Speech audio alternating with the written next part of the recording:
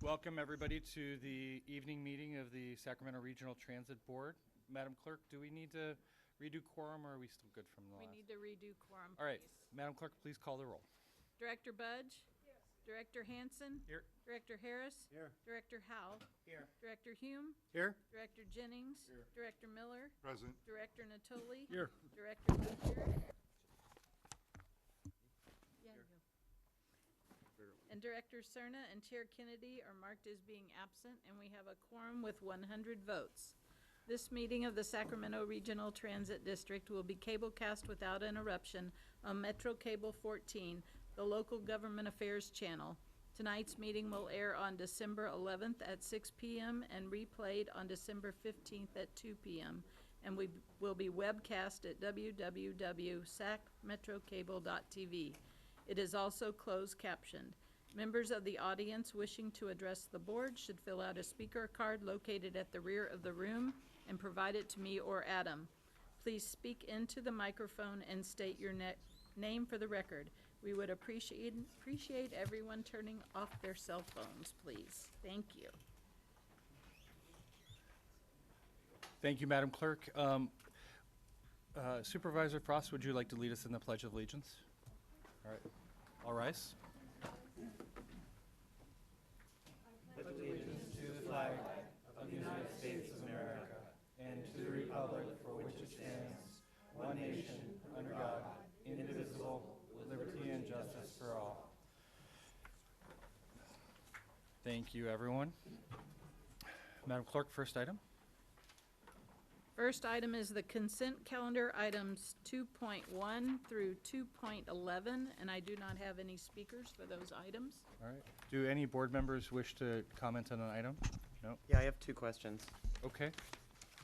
On 2.6, which is the sole source on the fuel card credit application, is there any reason why we're sole sourcing that and didn't get bids? So that fueling is specifically for the Elk Grove contract that we have in the service that we're running, and our contract states that we have to source CNG fuel within the city limits of Elk Grove. Okay. And that's the only facility in Elk Grove. Okay, great. And then my second question is, what is the parking capacity on 2.7? Which is the Butterfield franchise tax board. The number of spaces, just hold on one second. Approximately 100 spaces. They want 100 spaces, and we're not using the spaces now? Right. Okay, great. Yep. All Those right, are my is that a questions. motion to approve the I will move consent. Second. Okay. We have a motion from Supervisor Howell, or Director Howell, a second from Director Harris. All in favor? Aye. Opposed, abstain? Consent calendar passes. Motion carries at 100 votes. The next item is item 3.1, introduction of special guest, special recognition, American Public Transportation Association Manager of the Year, presented by Shelly Valentin. Good evening, Vice Chair Hansen, members of the board, and everyone here tonight. My name is Shelly Valentin. I'm the Vice President of Integrated Services and Strategic Initiatives here at SAC-RT. Tonight, I have the distinct honor of recognizing our very own General Manager CEO, Henry Lee, for receiving the 2019 Manager of the Year Award from the American Public Transportation Association, or APTA. APTA is the leading force in advancing public transportation throughout North America, representing over 1,600 member organizations. Only one out of the thousands of transit CEOs throughout the United States and Canada is honored with this award each year, and we have him here today. In fact, APTA fondly describes it as the equivalent of an Oscar award for the transit industry. Henry formally received the award at APTA's annual conference in New York back in October. Representing the board at that event were Chair Kennedy, Vice Chair Hansen, and Director Chenier. It was certainly a proud moment for SAC-RT and a very exciting award ceremony with over 2,000 industry leaders attending this year's conference. Since not all of us could be there for that occasion, let me share a short video of Henry's accomplishments that was shown at the ceremony, a clip from the actual event, and Henry doesn't know this, a message from APTA's President and CEO, Paul Scutelis. Greeting members of the Sacramento Regional Transit District Board and the Sacramento community.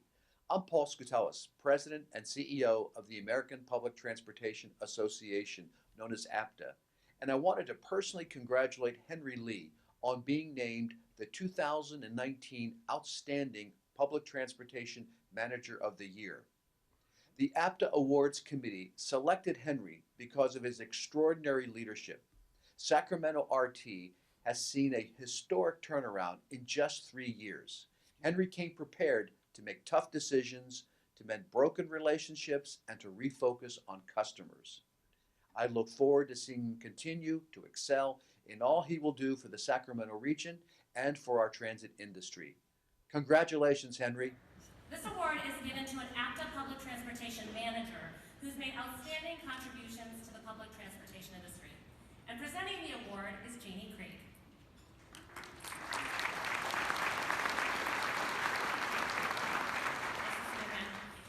And the recipient is Henry Lee, General Manager, CEO of Sacramento Regional Transit Authority.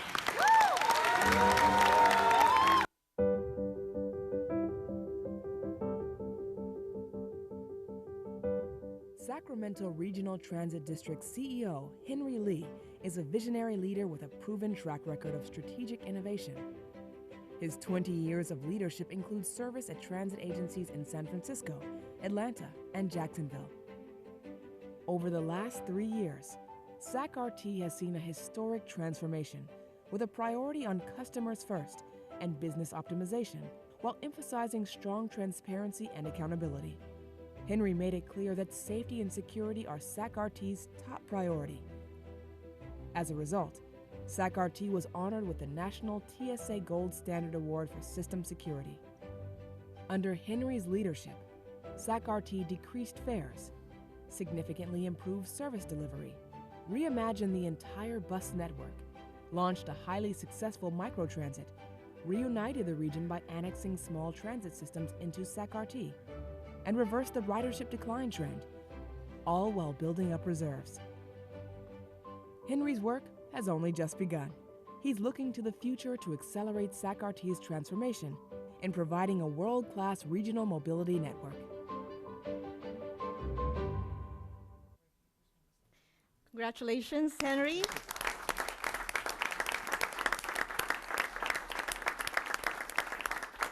Thank you very much. I just want to use 1 second to say something. I'm truly humbled to be recognized as the CEO of the APTA of the year. But the credit goes to all of you, our board, our hardworking SacRT employees, our passengers, 22 million riders, ridership, and the community stakeholders and advocates who keep us in check. And specifically thank Assemblymember Kelly and Supervisor Frost for you guys' guidance and support from state level, from county level. Thank you very much. Thank you, board.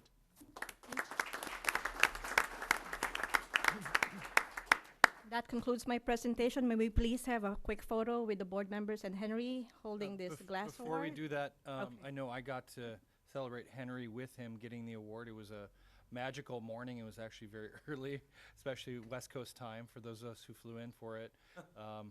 We had Jay Chenier, Patrick Kennedy, and also Stephanie Nguyen flew in just for the morning and flew back on her own dime to celebrate Henry because of his accomplishments and what it means to the API community. I don't know if any other board members would like to make comments just before we do the photo. No. Henry, we're very proud of you. Thank you very much. Oh, Yeah. Director Harris. Henry, I'd just like to say that it's a lot more fun being a board member since you've been here than it was previously.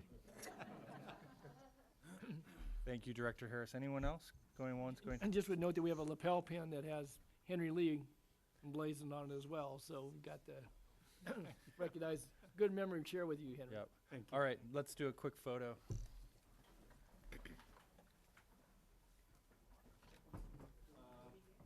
Yeah, let's come out in front.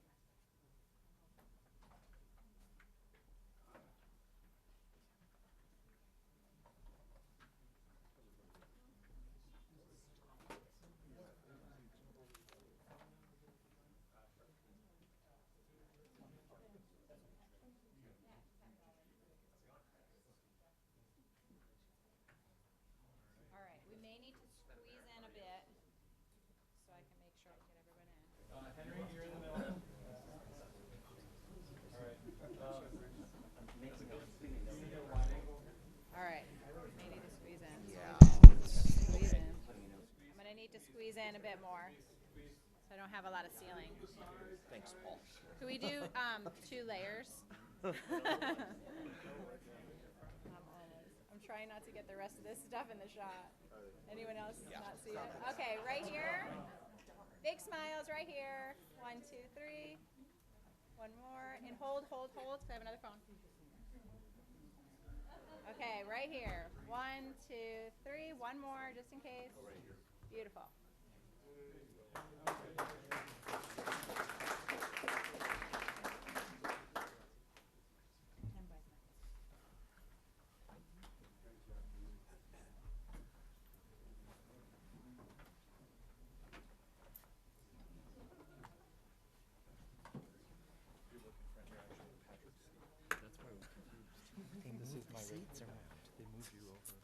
You're sitting.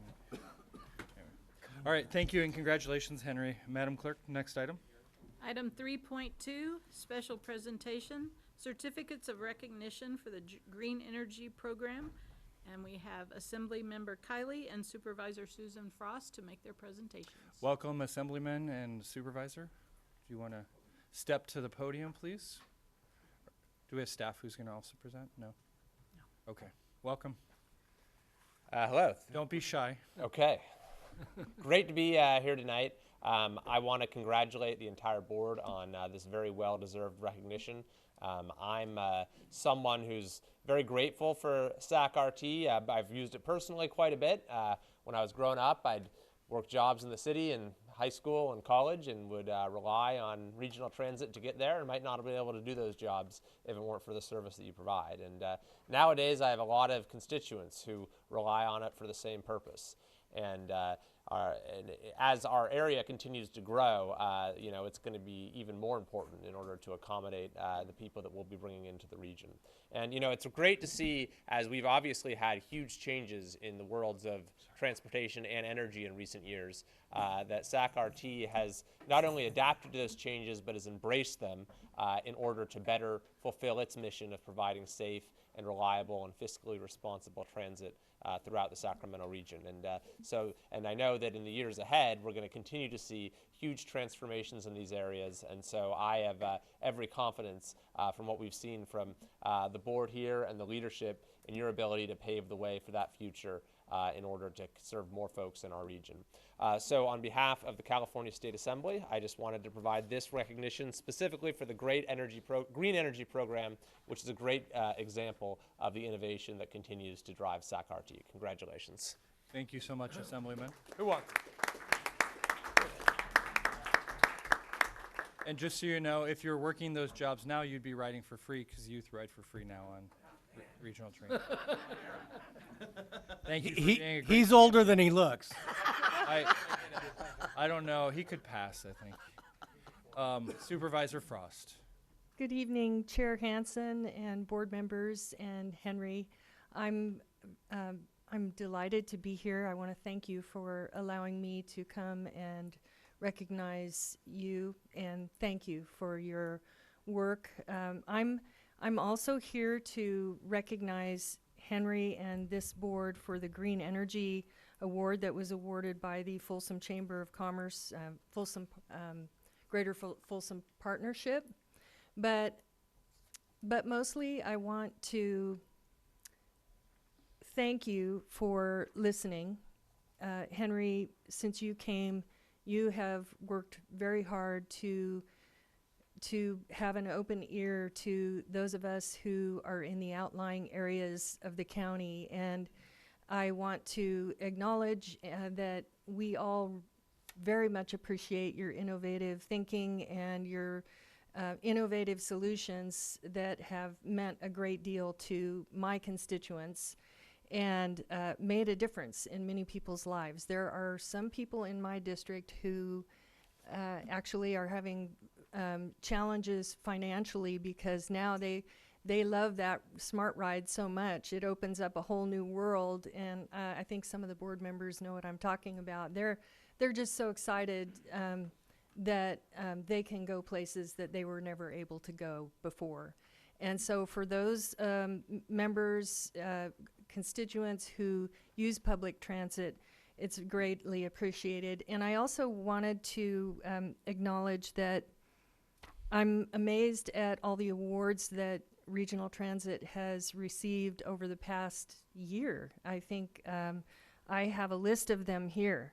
SACOG, the US 50 Corridor 2018 Big Wheels, the Greater Folsom Partnership 2019 Green Energy Award, Sacramento Clean Cities Coalition 2018, Metro Magazine's 2018 Innovative Solutions Award, Sacramento Taxpayers Association 2019 Good Governance Award, Federal Transportation Security Administration's 2019 Gold Standard Award for System Security, Asian Resources, Inc., 2019 Community Partner Award, and the American Public Transportation Association's Outstanding Public Transportation CEO of the Year. So it gives me a great deal of pleasure to recognize you, Henry, and the board for your hard work and congratulate you for all of it. Thank you very much. Thank you, Supervisor. Henry, would you like to do a photo? Yeah, please. This award is the best award of all awards. All right.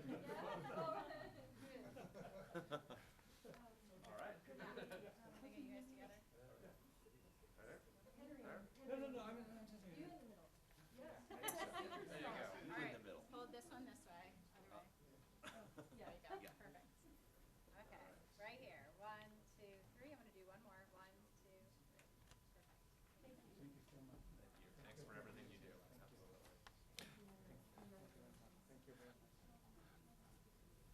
Assembly member, supervisor, you're welcome anytime. Thank you. Madam Clerk, next item. Just a note for the record, item 3.3 has been pulled from the agenda, so we will move on to item 4.1. Unfinished business, approving the Causeway Connection intercity bus service.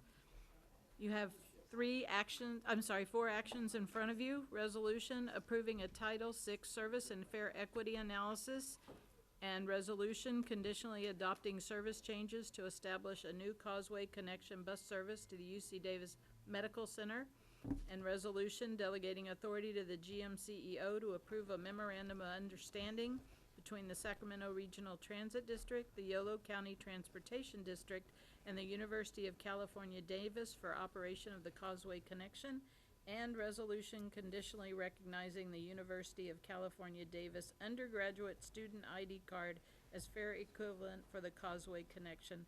And Laura Hamm is here to present. Thank you, Laura. I know we had a long discussion about this at one of our last meetings, and look forward to hearing what you have to say. Well, good evening, and thank you for the opportunity to provide you with an update on the Causeway Connection route tonight. I'd like to again thank our partners, some of whom are here again tonight, including Julia Burrows from the Mayor's Office, Matt Dulcich from UC Davis, Will Berry from Electrify America, as well as others who couldn't be here, including Terry Bassett from YOLO Transit, Anthony Palmer, who also was a consultant on the project working on the schedule, and the SAC-RT staff who has been involved in researching all the issues surrounding this effort. Big thanks to the members of the ridership group that have spent many hours of their own time, evenings and weekends, providing us with detailed feedback on the schedule and other issues. We did meet with the rider group after the November 18th board meeting. We took copious notes on their questions and concerns, and the group following that meeting put together a Path to Yes document, which is included in your packet. That document includes a number of requests, and I'd like to go over the main topic areas in that document. Our partners are here tonight, and they're also ready to provide comment regarding aspects of the project that are in their areas of control and not within SAC-RT's control. So we'll start with the schedule. After receiving the Path to Yes document, we understood that the main topic we could address quickly was the schedule, including which stops to serve. And we have worked nonstop with the rider group and our partners at UCD and YOLO to make adjustments to the schedule. We held a teleconference and a second face-to-face meeting with the riders specific to schedule issues, as well as exchanging numerous emails on the details. The modified schedule will have more of an emphasis on express service across the Causeway, and the existing stops in Davis at the Silo and the Genome facility will be preserved on most trips. We have again updated the running times across the causeway, and I want to emphasize that the schedule as it runs today is extremely outdated. We made all adjustments that were reasonable, and staff and the riders discussed the schedule extensively. It was a cautious approach considering our new variables like electric vehicles, bringing on new ridership onto the route, capacity concerns, traffic variations, and 2 agencies working together on operations of this route. However, we do believe it is a strong and reasonable course of action, supportive of the goals of the project to provide emission-free travel options between Davis and Sacramento. And of course, we will monitor the route and schedule over time, as we do with all of our services, to determine if fine-tuning or other adjustments are necessary. So here's an updated route map that shows the park and ride options in East Davis at Mace, and the stops in downtown that will allow passengers to get from downtown Sacramento to Davis in the morning and from Davis to Sacramento in the afternoon. Yola Bus still provides several options to get from Davis to Sacramento in the morning commute, so we felt this was a reasonable trade-off to provide time in the schedule for the additional stops in Davis that were a strong request, as well as the needed express service. So we gave you a handout. I realize you can't see this on the screen. There was a request at the last meeting from Director Natoli to compare the current schedule with the new schedule. So that's what these 2 slides here are. And the new schedule is also included in the staff report. We have the express trips from Davis to the Med Center highlighted for your information. Those are the trips in light blue, as well as the reverse commute trips in pink.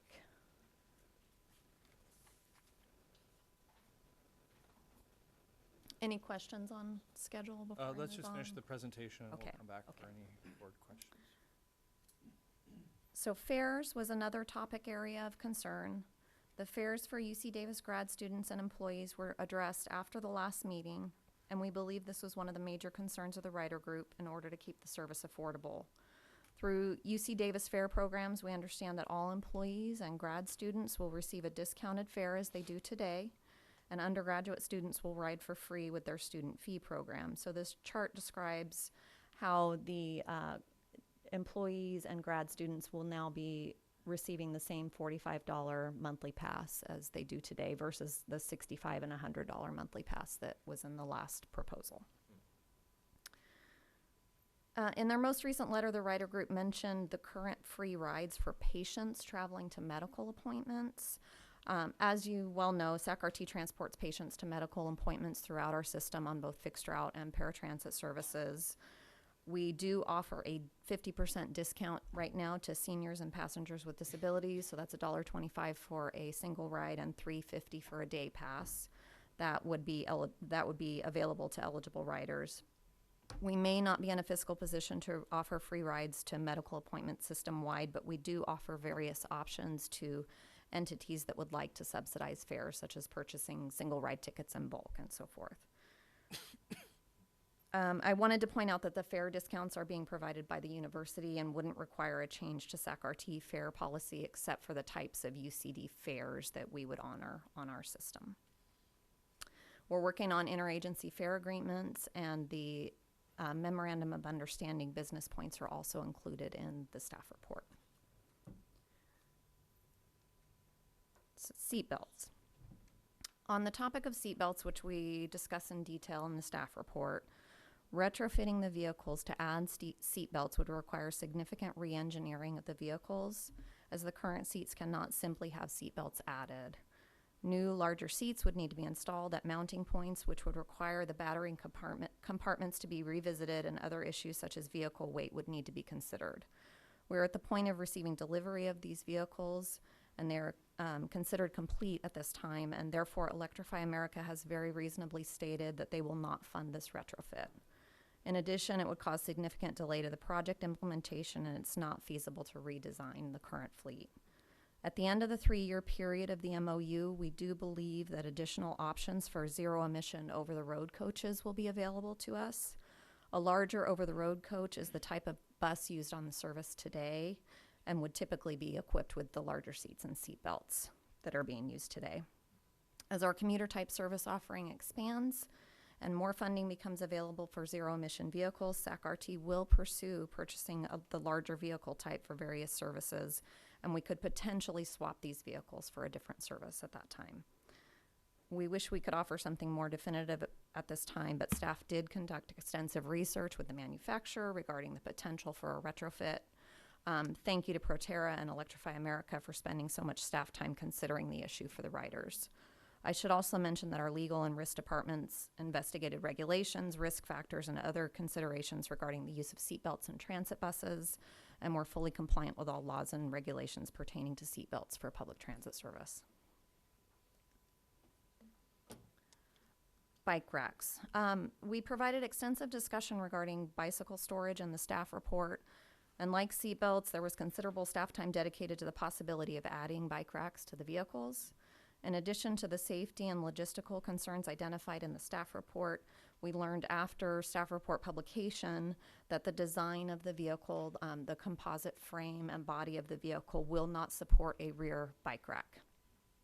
Due to regulations pertaining to bike racks on transit vehicles, we're only able to offer the 3-position bike rack on the front of the vehicle, and that's due to the size of the bike rack on the front of the vehicle.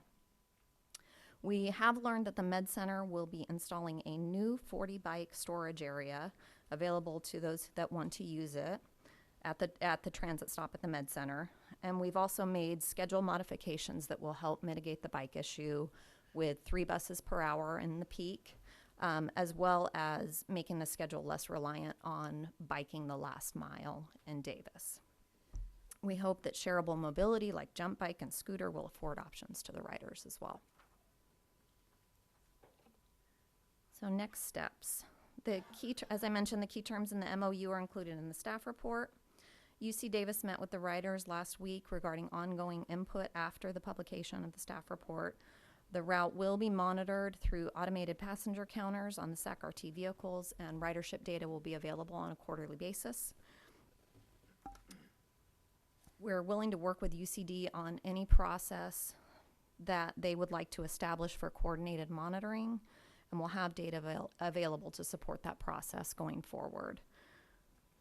We have a number of other items to address as well, including testing, training, and public information regarding the service. These vehicles are being delivered, and we are greatly appreciative of the Electrify America, UCD, City of Sacramento, and CMAQ funding supporting the service. As good partners, stewards of public funding, and in the interest of providing a zero-emission service option to our region as early as possible, staff recommends board approval of the item and implementation of the new Causeway Connection route in April of 2020. All right. All right, board, we have 15 members of the public signed up to speak. I know we probably have a lot of questions. I see Director Natoli would like to ask questions. Do you want to hear from the public first? Sure, that's fine, yeah. Okay. Anybody else want to go before the public? No? Okay. I'm going to call people one at a time. I believe that the counter is working up there, but it's not working back here. So everybody has 2 minutes. The lights will flash, and we'll just try to get through everybody in a proficient way. Yemi Olowoyi. Was it close? Yes. Okay, thanks. I was practicing before I started. Didn't help. Welcome, ma'am. Thank you for the opportunity to speak to you this evening. To briefly summarize the events to date, 3 weeks ago, the board expressed their concerns about several aspects of the proposal by SACRT, YCTD, and UC Davis to terminate the Davis Intercampus Shuttle and replace it with the new Causeway Connection service. The board encouraged key transportation planners to work with shuttle riders to, quote-unquote, get to a yes. Over the past 3 weeks, we have met with planners from SACRT and the mayor's office on a proposal that would get to that yes with varying degrees of success. The bus schedule, including the planned route and number of express buses, has been revised extensively, we believe to the benefit of almost everyone. There has been major movement on the fare so that this new service continues to be affordable, not only to UC Davis faculty, students, and staff, but also to those members of the public who are interested in using public transit to get to Davis. These changes have all been great and have gone a long way in getting us to yes. However, there remain issues of serious concern, touching on safety, longevity, oversight, and data analysis. We believe these issues need to be resolved formally in order to make sure that the Causeway Connection is an adequate replacement for the intercampus shuttle to maximize rider safety and guarantee reliable campus connectivity for the foreseeable future. We also want to note that as transit riders, it is not easy for us to also be present at the simultaneous YCTD board meeting tonight, but our statements here would be repeated if we could do so. Thank you. Thank you, ma'am. Alana Furl. After Ms. Furl is Mike Delgado. After Mike is Hyun Soo Gloria Kim. Okay. Welcome, ma'am. Hi, everyone. Thank you. My name is Alana Furl. Thank you for allowing me to speak with you tonight. The initial Causeway Connection draft that was presented on November 18th was problematic to the point of risking cancellation of UC Davis intercampus volunteer and internship programs. In response to these concerns, the board encouraged shuttle riders to work with the stakeholder agencies to find a way to get to yes. We've been working hard since then, and with particular thanks to James Drake at SacRT and Julia Burrows from Mayor Steinberg's office, the fare structure, bus schedule, and route are greatly improved. Intercampus programs at UC Davis should now be able to continue through the April rollout of the new service. So for this, we're really, really grateful. We still have concerns about the 5 main areas that we hope to touch on. The lack of seat belts on this intercity passenger bus that traverses a major highway at high speeds. The very short, we think, 3-year commitment that SacRT and YOLO Bus have made to support this service. 3, still only 3 full-size bikes per bus allowed on these new buses, despite high current demand for bike capacity. 4, uncertainty about how the various agencies plan to provide serious oversight of this service. And 5, the lack of clarity about data collection, analysis, and reporting. We consider these remaining issues a real obstacle to guaranteeing that these buses continue to serve the existing 500-plus UC Davis-affiliated transit riders, as well as meeting increased public demand. We very strongly believe that resolving these issues will ensure the success of the new route.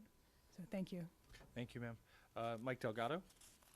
And if people want to line up after, are you Mike Delgado? Michael. Oh, Michael. Yes. Welcome. Hi. Yes. Sorry, I missed the L. That's okay. Thanks for letting us continue to have Yeah, this absolutely. conversation. I'm Michael Delgado. So from 1992 to 2017, I lived without a car. And I was living in the Bay Area. I routinely took BART, Muni, AC Transit, or I walked and biked everywhere I needed to go. I now live in Sacramento, and I was very happy to learn that there was a shuttle that I could take to my job in Davis. In fact, I bought a house within biking distance of that shuttle because I don't want to drive to work. I want to take public transit. However, I also want to get to work safely.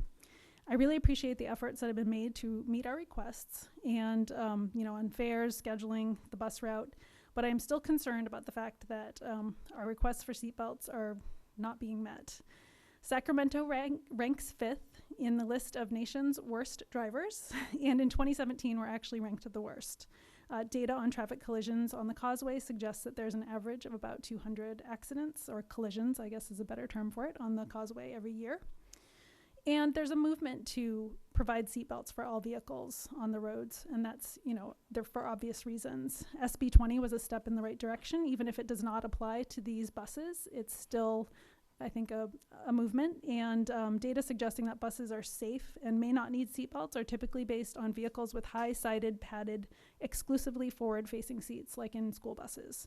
We know that the planned buses for the Causeway do not have these features, and in fact will have sideways-facing seats and standing passengers who could be projectiles in an accident, who could harm themselves, and could also harm others on the bus. I don't drive in my car without a seatbelt, ever. I don't ride in other people's cars without a seatbelt, and I definitely wear my seatbelt on the shuttle. So please don't ask me to ride to work on the freeway without a seatbelt, where people routinely drive 75 to 80 miles per hour, where there are around 4 collisions per week, and where some of the nation's worst drivers are sharing the road with us. Thank you for your comments. Hyun Soo Gloria Kim. After her is Amy Fletcher, and then Lisa Rosenthal. If people want to line up, that might make it a little bit more efficient. Yes, ma'am. Thanks. Good evening, and thank you for taking the time to listen to my remarks tonight. Given that these buses will be traveling on a major highway and are expected to reach speeds of 70 miles per hour, it is deeply concerning that they are not equipped with seatbelts. No responsible adult in this room would agree to travel 20 blocks from here to City Hall without putting on a seatbelt, so how can it be okay to transport hundreds of people across the causeway every day without seatbelts? The National Transportation Safety Board released its most wanted list of transportation safety improvements for 2008. Who knew that 11 years later, we would be arguing about whether seatbelts are necessary for intercity travel because a retrofit would be too expensive? There is a federal law that requires seatbelts on intercity buses because they reduce highway fatalities by 77%. This project is already very expensive, and it is appalling that an obvious safety feature was not prioritized here. It is costing up to $12,000 to wrap each bus in blue and gold for a total cost of over $160,000. Surely we can afford the time and expense of 400 3- or 4-point seatbelts to significantly increase every rider's chance of surviving a serious crash. Earlier tonight, I heard customers first. Let's make sure that as this project enters its final phase, the safety of riders remains the first priority of our transportation planners, not in 3 years, but now. Thank you. Thank you, ma'am. Amy Fletcher, and then Lisa Rosenthal. After Lisa's Alice Fisher. Hi, my name is Amy Fletcher, and I'm a UC Davis staff member who uses the shuttle and my bike not only to get to work, but to get around campus for my job responsibilities, and I'll be reading a letter from Saba that was addressed to Henry Lee. Dear Henry, as you may know, the Sacramento Area Bicycle Advocates, Saba, is a nonprofit organization dedicated to safe streets for cyclists and pedestrians and for a seamless transportation system that allows more people to get out of their cars for daily trips to work and play. We know that the first mile, last mile solutions are an important piece in the puzzle in supporting people in leaving their cars at home, and solutions need to be useful for those that don't own a car or have a disability which makes it impossible for them to use one. So while we applaud the new electric buses, we urge RT to ensure the safety of riders with seatbelts and adequate bike racks to shuttle more people and their bicycles between Davis and Sacramento. If the older buses could accommodate 15 bicycles, which as an addendum was true up until this summer when there was a change, and that was full capacity, then it is short-sighted to minimize bike racks down to 3 bikes per run. Our current bike capacity per day is 120 full-size bikes. That's 15 runs with 8 bikes, while new capacity is only 78 bikes per day, leaving unacceptably limited bike capacity in the express service where it is most needed. Increasing bike capacity decreases the need for people to drive to the shuttle, which represents a cost savings to the university as they will need to build fewer parking structures in lots, not to mention the obvious added health benefits of biking. We urge you to consider solutions to increase bicycle capacity to match current bus capacity at 8 bicycles per run of the hourly express service between UC Davis and Sacramento. We think this is a path towards increased ridership and will expand the distance around each stop where riders are willing and able to travel from home and work. Sincerely, Deborah Banks, Acting Executive Director of Saba. Thank you. Thank you for your comments. Lisa, and then Alice, and then Tara, your soul. Board members, thank you for the opportunity to speak tonight. Any successful Green Cities plan has to include incentives to encourage increased bicycle use, given that it emits no greenhouse gases, and it's the best way to solve the first and last mile issue. Davis is the bicycle capital of the U.S., and Sacramento has made many recent positive and encouraging steps to increase bicycle use, particularly with the addition of protected bike lanes to the city's busiest streets. These changes have been welcome. However, for many bike users, a large problem is how to integrate bike use with public transit. I don't know of any other group of commuters in all of Sacramento and Yolo counties that is so willing to integrate bicycles, who is so willing to literally carry our bikes from one county to the next, because doing so cuts down on car traffic and ensures that we get home or to work safely. How many potential additional riders will be discouraged when they get to the bus and see that it only has room for 3 bikes? The response that up to 3 buses per hour, there is actually room for 9 bikes every hour is short-sighted. Why shouldn't there be a potential to transport 20 bikes every hour? Why shouldn't we get 20 more cars off the road, off the causeway, every single hour? The other answer, that bike locks, keep in mind only at the medical center as opposed to also at the UC Davis campus, will be constructed, and that rental bikes are available, isn't very encouraging. A recent study by the Seattle Department of Transportation found over 1/3 of jump bikes and over half of Lime bikes were unrentable. Many times I've come across jump bikes and they just have a little flashing mechanical error. A service that's meant to be a blueprint and a model for electric-powered public transportation in this country should be absolutely maximizing bike usage rather than reducing it. We asked to match the current 8 bike capacity on each new bus, and that has not been met. Thank you. Thank you for your comments. Alice Fisher, then Tara Ursel, and then Jason Moore. Thank you for the opportunity to speak tonight. Many of us here are staunch patrons of the Intercampus Shuttle, which has been in service for the past 30 years. Many of us hopped on during Fix 50, intrigued by the idea of giving up our cars and trying a new way of commuting to work. The shuttle began with a desire to maintain a strong connection between the campus in Davis and the Medical Center in Sacramento, but has grown to represent a connection between the cities themselves. The reason is simple. Housing is in short supply almost everywhere in California. People are being pushed to live further and further away from their place of work, placing upward pressure on intercity traffic. At the height of the semester, the rental vacancy in Davis is estimated as at 0.5%. Sacramento rental vacancy is around 2.7%. Shuttle riders represent those who have made the best of this situation. We've made significant life decisions and long-term commitments based on this bus service, where to live and work, to attend school, which daycares to entrust with our children. It is alarming that the Causeway Connection service is only on contract for 3 years, according to the draft MOU, and with absolutely no guarantee that the shuttle will continue if SAC-RD, YCTD, or UCD decide to pull out. The question isn't where that will leave shuttle riders. The question is where it will leave this entire region as a whole. Please ensure that the MOU spells out a plan for a real long-term commitment to this new service. Please be willing to make the same long-term bet that so many of us here have. Thank you. Thank you, ma'am.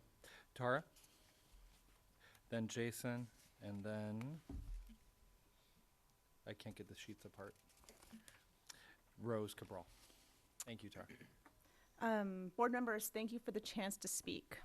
On November 6th, the first open houses that were held at UC Davis after the official announcement of the service were frankly alarming. For example, the original posted schedule would have severely disrupted or ended intercampus volunteer and internship programs, and well-known park and ride stops at UC Davis had been eliminated. We believe these initial issues were the result of an egregious lack of data about the exact ridership numbers, commute times in various types of traffic, and existing commuter schedules. We voiced these concerns at the November 6th open houses, and by November 18th, nothing had been addressed. Even board members were unable to get answers to some of their questions about commute times or scheduling. We want to see a real plan for data-driven route planning moving forward. The draft MOU briefly mentions the use of automatic counters and GPS-based location tracking devices that provide real-time location data. The MOU also needs to spell out a detailed, rigorous, and timely schedule for data analysis and reporting. Who will be collecting, analyzing, and reporting on this data? How will it be shared among the major stakeholders and agencies with oversight? Simply making the data available to anyone who asks for it is not effective. We need evidence-based decision-making written into the MOU. It will go a long way to ensure the continued success of the Causeway Connection. Thank you. Thank you. Jason Moore, and then thank you. Jason Moore is next. Thank you for having me tonight. I have ridden the UC Davis intercampus shuttle for the last 5 years. Neither my wife nor I own a car, and I either walk, bicycle, or use mass transit to get everywhere I need to go in life, and I have done so for the last 18 years. I accepted my job at UC Davis and chose my home location in Sacramento based on the fact that there is a flexible hourly direct transit option from the UCD Med Center to the UCD campus. I have made deliberate and sacrificial decision to be a better steward of our environment and to be a better contributor to my community with these choices. There are hundreds of thousands of people, just like me, who have found a fulfilling job that happens to be more than 15 miles from home. Unlike me, though, most of them aren't willing to stop commuting in their own cars for one simple reason. They see public transportation as unreliable and less convenient. With shuttle riders, however, you have those people who are willing to leave their cars at home, figure out how to get from home to the bus stop and from the bus to school or work in bad weather and darkness, rely on a vehicle they don't own, sit in the causeway in absolutely brutal traffic. People driving their cars might think we're not making the logical choice, but we have always known, that the hassles of transit are absolutely worth it. Please don't make the decisions that consider short-term financial constraints at the expense of the safety and personal cost of the riders.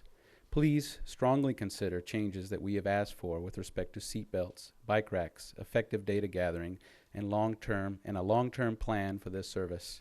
You've seen us waving signs that say, please don't throw us under the bus. Instead, don't we all want to ride that bus into a better future for all of us? Thank you. Thank you.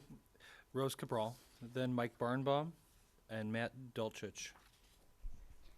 Thank you for allowing us to speak this evening. I want to end with a reminder of how we got here tonight. You are our elected representatives. We chose you to govern and ensure the preservation and continued elevation of the public good. We expect that you will choose and rely on staff to successfully administer this and other projects aimed at benefiting the public. It was clear that the original Causeway Connection plan wasn't realistic for anybody.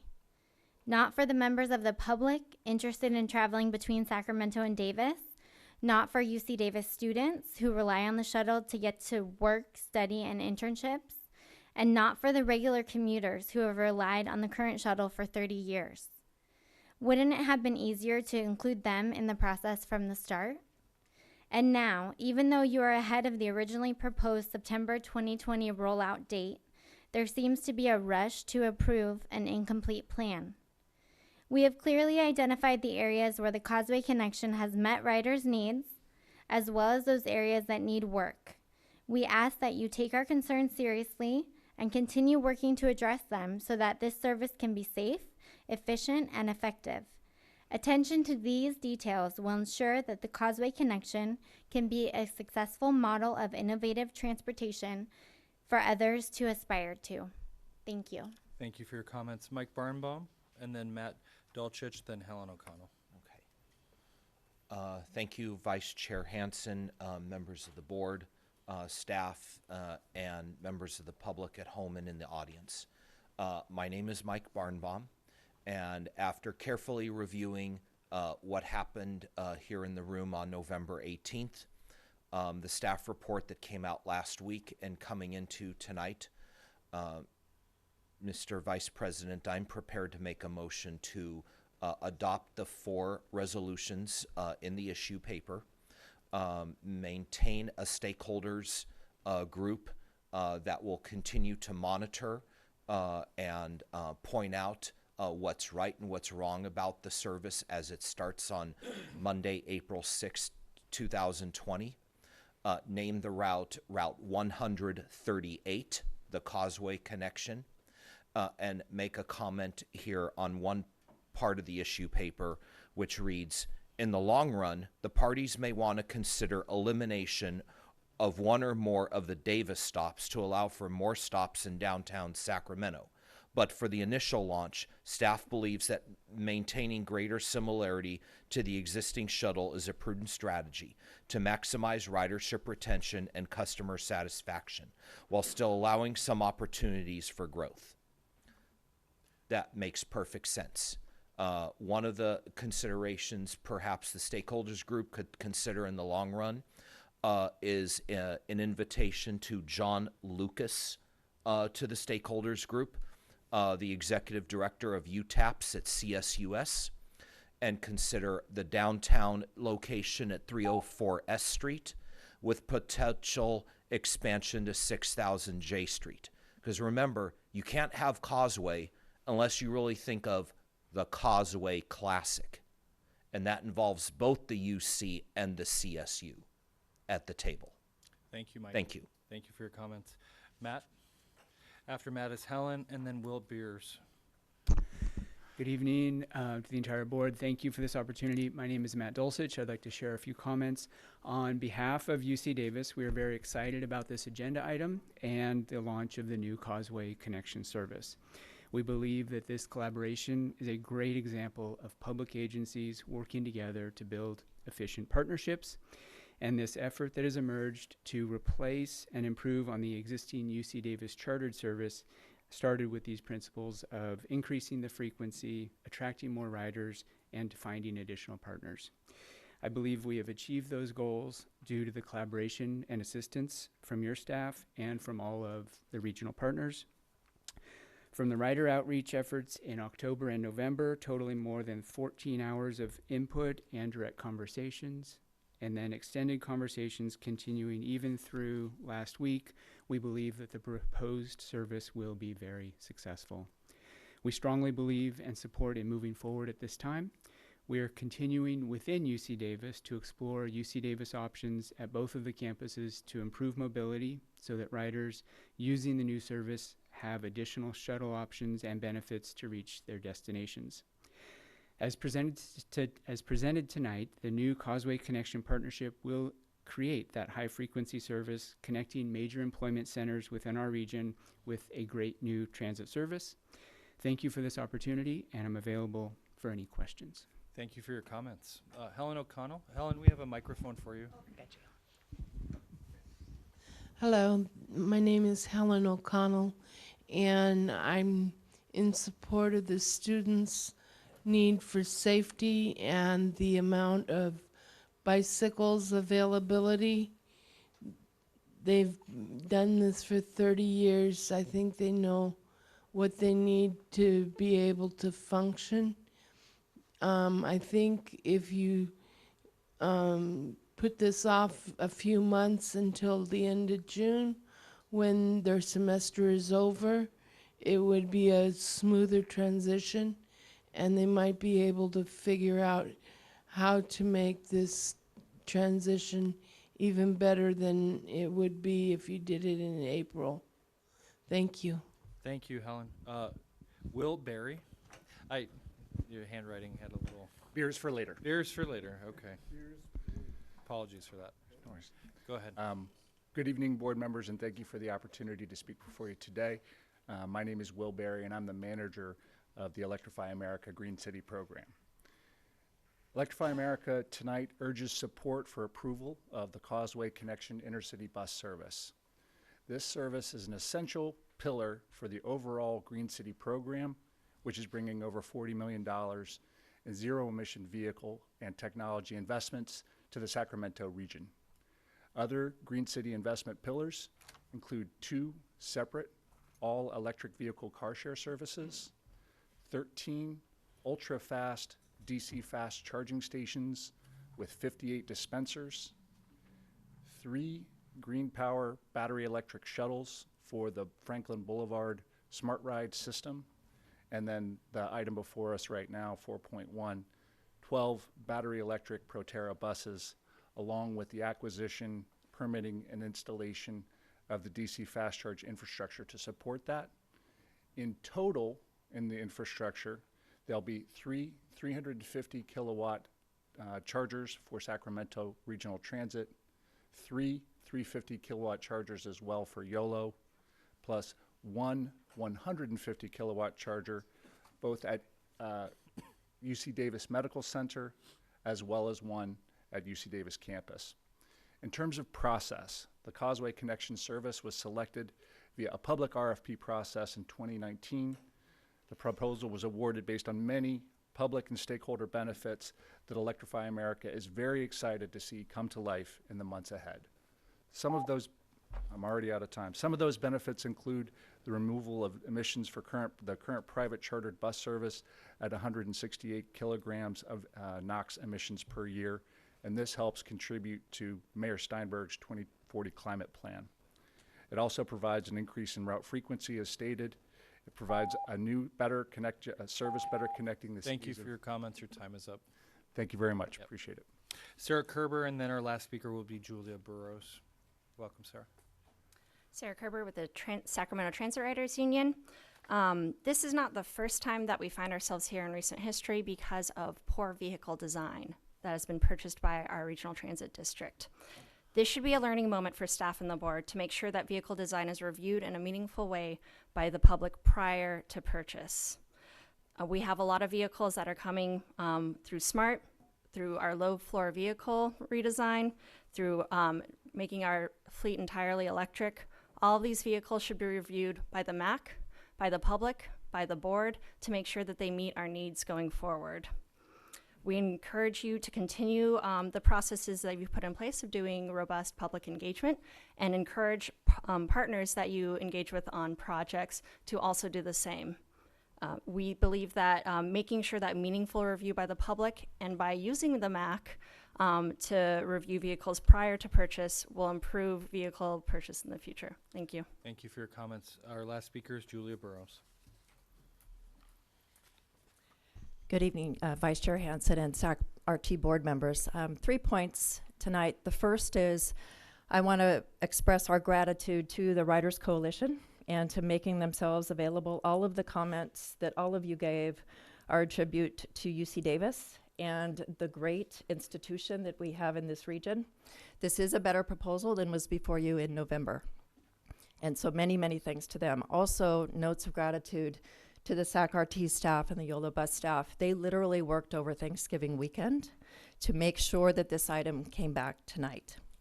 So many thanks to James and Henry, your team, Laura. They're fantastic at what they do, and we'll be going straight from here to the YOLO bus meeting to express our gratitude there tonight as well. Second is timeline and urgency. Electrify America's commitment to our region is, in this case, poised upon service beginning 45 days after delivery. That's why we're asking you to approve the service tonight for April start. We really want to try to have the students write it for the 3rd quarter of this school year. So rather than postponing to June or September, that's why we're requesting the timeline that we're requesting. And the final point is I feel on the list of items that were asked for by the writers, the stops and schedules really the top item, and hours were spent on renegotiating that. We cannot add seatbelts to these buses. That's not a decision point. And I want to just represent that we feel we addressed a majority of the comments that came from the writers group. And thank you so much. Thank you for your comments. I have Director Natoli first. Anyone else? Director Natoli. Thank you, Mr. Chair. Just a couple of follow-ons. Obviously, in the correspondence that we received since the last time we heard this 3 weeks ago, this evening's comments, and I think the staff report, one of the things that really, I think, drew my attention and continues to, and I guess I want to get a little more information about that, and this relates to the equipping the buses, and whether it be the ones now, I heard Julia just a moment ago, but certainly I know staff outlined in our staff report a number of reasons why they don't believe that to be either practical or doable at this point in time. I will say, though, that from the get-go, that that seems to me to be a very important element. And so I guess I would look to Henry or to someone else. What is the time frame? Because one of the things that's talked about in the staff report and in my briefing earlier this morning, Henry, you mentioned on the phone that after we implement this service, assuming the buses are implemented with the current seat array and no seat belts, that there would be additional acquisitions.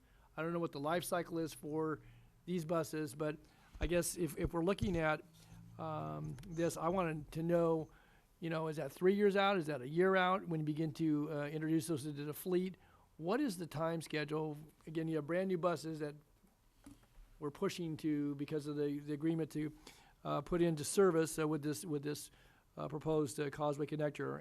But I'm curious about when would buses, assuming that was direction out of this evening, working with Yolo County Transit, that to put the next purchase of buses with seatbelts, when is the earliest that could happen, and what would be the implementation schedule for those that are concerned about that particular aspect? Likely about 2 years.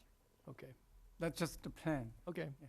And it depends on what? The amount of miles on buses? Actually, depend on the new buses we expect to get is based on the state money and the local money availability.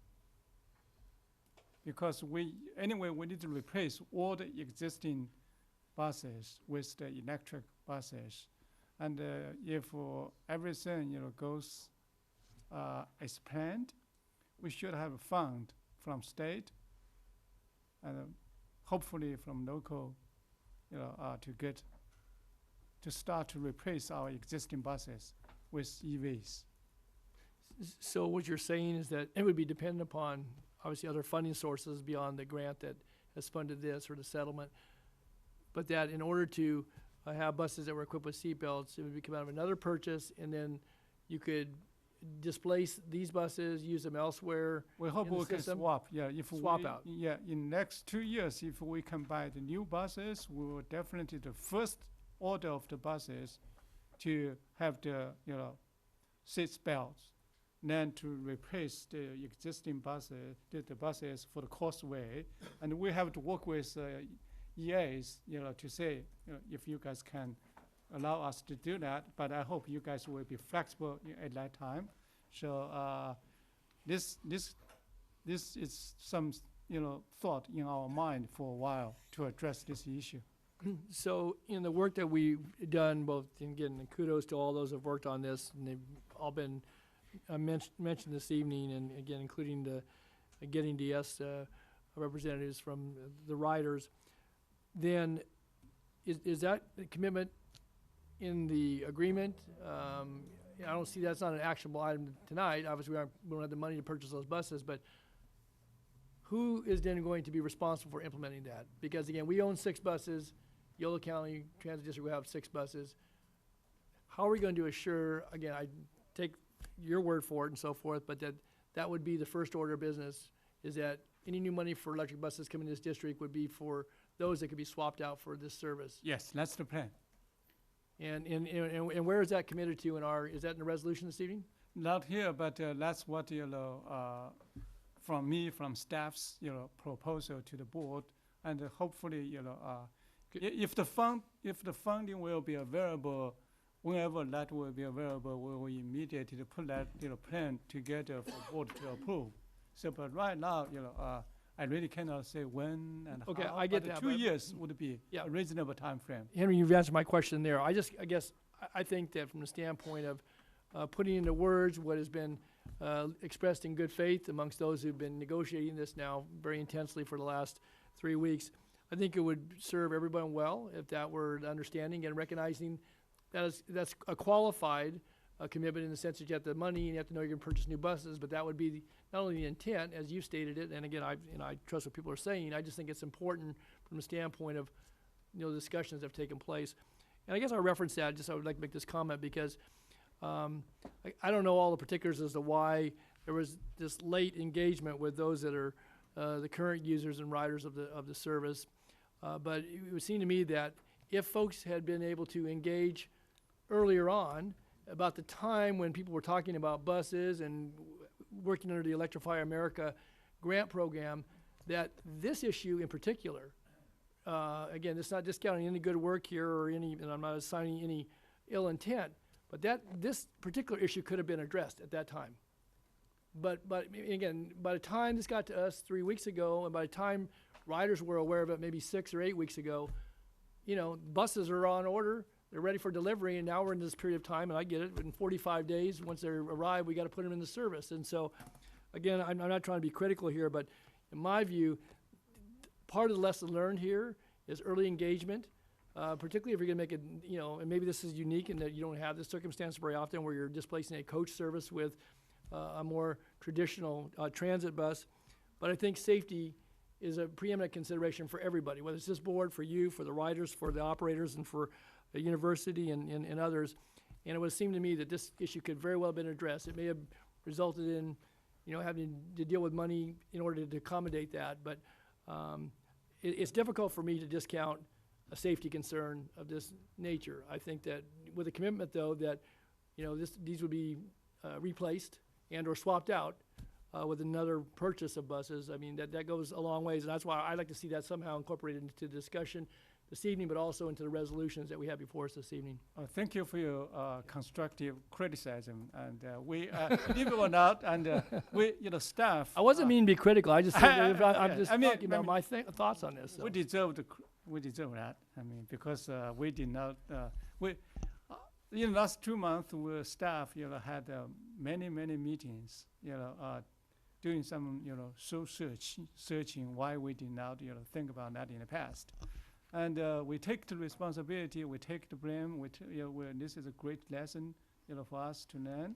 And we will work with our partners in the future to make sure, we can do, proactively, plan, schedule, and make sure this will not, happen like this. And we did a wonderful, outreach in almost all other major initiatives. And Circuitry Ford, we spent 2 years to do the the marketing, promotion, outreach activities, and many others.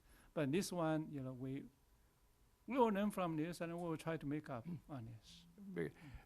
Thank you, Henry. Well, just one other comment. I think it goes to that looking forward, at least in my view, and this has been something that was in the documents of getting a yes, and there were a number of things that were spoken to, but was the data collection and data sharing as we go forward. And, there's a number of reference points as to what people, certainly riders, but I think obviously funders and operators would want, and I think that in an effort to, build on a relationship that may have gotten a bit of a rocky start here with at least this most current proposal, it would seem to me that's something that we ought to have a protocol for and make sure that, as we look at it from the standpoint of one of the operators, as much as the students and other users, riders, and certainly funders, that we ought to have a maybe agreed upon set of circumstances and protocols for sharing and gathering that data. That would be, I think, helpful to everybody. Absolutely. I mean, I want to emphasize, I want to share the appreciation to all the, the faculty staff from UC Davis for some wonderful comments and for the constructive criticism and lots of great points, and we would love to work with them in the future to see how we can make this service better and better every day. Just wanted to share that. Thanks. Thank you, Chair. Thank you, Director. Director Miller. Oh, thank you. Director Natoli asked a lot of questions I was going to ask, but one thing I may not have been paying attention in September, but are these buses used elsewhere? Is there a track record on these? I'm just wondering what the reliability is, and again, whenever we go through changes, I make sure to promise problems and have a plan for those problems, and I'm sure we'd use. Laura, I think the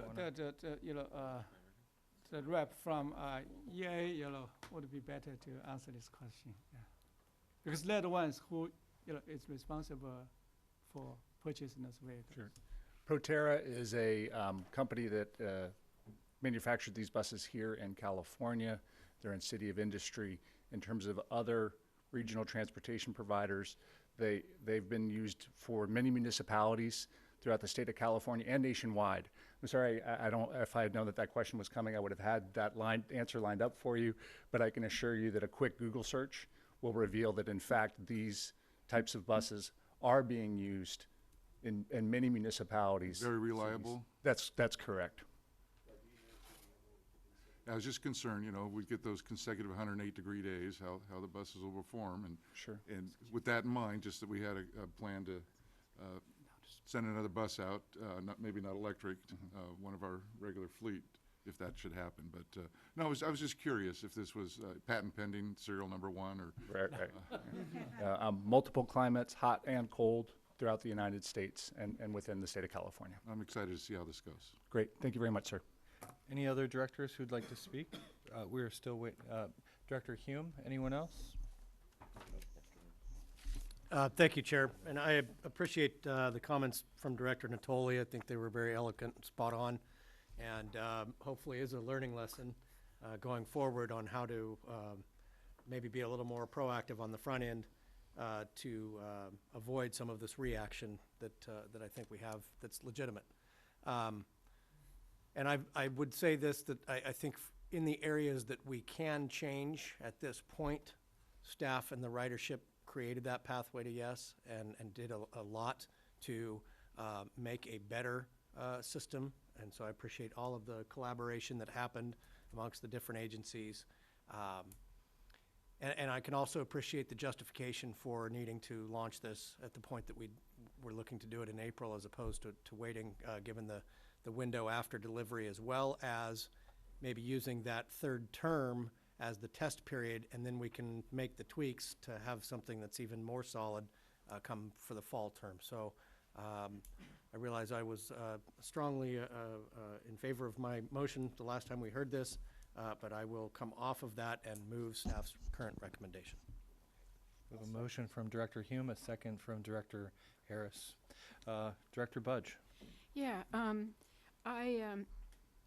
just a couple notes. I do also agree with the third quarter implementation, because it seems much better to have a trial period than to just begin in the fall when everything is confusing and hectic to begin with. I appreciate Don's comments about the public process and needing to talk to people. These people, they have so clearly, the writers have so clearly articulated the 5 points that were important to them. And certainly in all the correspondence we've received, as well as tonight, the two seat belts and bike rack issues. Bike racks, of course, are completely unique to Davis, and that should not really have been a surprise. And I completely understand the inability to retrofit this thing, knowing what it's like to have a vehicle with where the whole bottom end of this vehicle is nothing but giant batteries. But I totally agree with Don that there needs to be some formalization, some memorialization of your commitment to switch to more what are perceived as being more safe buses at the earliest point possible. Obviously, you don't have any ability to commit a time frame to that, but just stating it somewhere is a very good idea. Okay. And that would be my request. Director Howell. Can we even make that commitment on behalf of Yellow Transit? No, we If cannot. we own 6 of the buses, and Yeah, they we do already it- do 6 buses from I ourselves. know. We cannot So do that. my point being, that's all well and good, but does that mean if we replace our buses before YOLO does, that people are going to only ride every other bus? I know that sounds silly, but I think that needs to be a consideration. If we can do cannot it, take if action we can do that or make a earlier by commitment ourselves, we on will do behalf it. of YOLO. You know, if we can do that earlier, we will have. We would like to do it. No, I know, but we can only act on behalf of RT. We can't Yeah. make any promises on behalf of YOLO. So I just want that to be clear to everybody. And I agree with doing this sooner rather than later, and I believe I said that at the last meeting. I think it gives us more opportunity to get the kinks worked out, and I'm really, really glad that everybody's not getting everything that they want, but given that UC was going to cancel the service altogether, I think I think this is a good place to land for the time being with regard to the length of the contract. Several people at this meeting and at previous meetings have effectively said that if there's no seatbelts, they're not going to ride it. So I don't know why we would want to go forward with a longer-term commitment on a program that we don't yet know. We haven't even tried it. So I think we need to see how it goes, and we need to see if we either cut down the service or we double the service, or everybody's happy, they're not happy. We have to start somewhere, and I think this is a good place, and I'd like to see it sooner rather than later so that the UC system doesn't eliminate it before we can get a replacement in operation. So I support the motion. Mr. Chair, I'll speak to the motion. One second. Anybody else want to speak? No. Director Natoli? Yeah, just I want to speak to the motion. So I heard the motion for staff recommendation. As I said earlier, would like to see some memorialization of the swap out commitment. However we do that, recognizing obviously I said earlier that I think that's a qualified, but one that nonetheless could be a very strong commitment. And I take Henry at his word. I would like to see that inserted. And I guess I didn't hear how with the data and so forth, that was part of getting the yes. As to, are we going to, may not need to be a part of motion, but is there going to be some effort then to establish the protocols for sharing that and gathering that from the get-go? Mr. Natoli, because I haven't given my comment Okay, yet, fine. maybe I can address some sure. of that too. Yes, Director Budge. There's always a possibility that Julia and Sparky and the riders will take that to Yolo County tonight. Potentially as well. Without anyone else, I'd just like to give some comments before we make the vote. At the last meeting, I was very impressed with the UC Davis riders. Very thoughtful, informative. Clearly, the riders who came then and now are a tribute to the university. And if you choose to ride with us, you'll only enhance our service. And I think the points you raised are really important. I did push pretty hard on our staff since the last meeting about the seatbelt issue. I haven't tried to twist Henry's arm, which is why he has a shoulder problem, on outfitting our 6 buses with seatbelts. But I think it was pretty clear that might not be the best use of public funds at this juncture. But I do believe, given all the directors who commented on that between Henry, our board's direction, and the YOLO bus and their staff and their board, that we will do our best to swap out these buses. I think there are a lot of other points that are important. Pioneering electric buses in our region is a really important statement of our climate values, a really important statement of the values of why public transit is important and has to be at the leading edge of these changes. And so while we have made a tremendous amount of progress on some of the operational issues, I think the riders will continue to push us to make sure the service is effective. While these buses may have the bike limit because of the design, I think that as we go forward, there are a couple things I'd like to have either incorporated into the motion as direction, or otherwise we can work with our staff on bringing back. One is just to continue the stakeholder outreach. And it's clear that we've got some of the best riders, smart people thinking about this stuff. And so I think it would be a loss to not continue to work with the riders on whether it's the analysis and data or just overall the experience, because this is sort of a pilot program, which is why it's 3 years. UC Davis, Yolo County Transit District, and us, we're trying to do something very different for our region. And so I think it's important that we collaborate through this process, because it's going to evolve. I think by its very nature, it will evolve. The second thing is, given the lack of seatbelts, I think that riders, it would be useful to think about some rider education for how to ride these buses, because these are different than the buses that have been ridden. And if there's some safety protocols or things about using these buses while you're on the freeway, I think that would be a helpful thing as we launch the service, which it sounds like we're going to approve tonight, assuming YOLO Bus does as well. And the final thing is, I think Sarah Kerber made a very good point. We should have some vehicle procurement guidelines come before the board that are just general but help lay out some of the criteria related to bike access, related to seat belts, particularly for inner city buses or vehicles that might go on the highway, so that we don't miss these things. Usually the board isn't reviewing these things as closely as we need to, and I think, Henry, I really appreciate you taking that constructive criticism so well. So those are the things I'd like us to continue to work on, and I'm supportive of the motion. So anyone else? Nope. All those in favor, please say aye. Aye. Those opposed? Abstain? Motion passes unanimously. Thank you, everyone. Sorry, motion carries at 100 votes. Madam Clerk, next item. Oh, Don is a powerful individual. Yeah. Don could have tanked the whole thing if he wanted to. I know.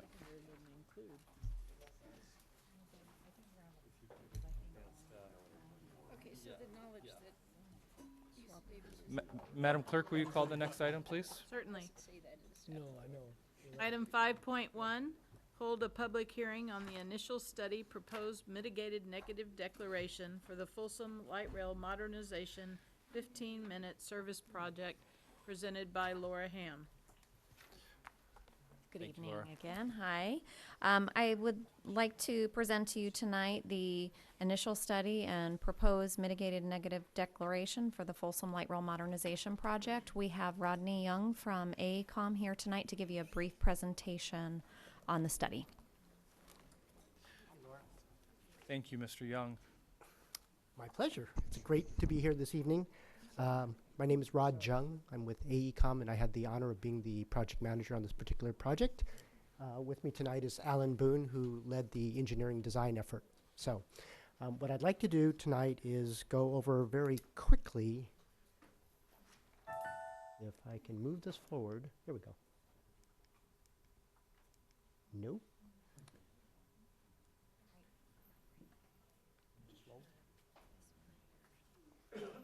Okay, sorry about that delay.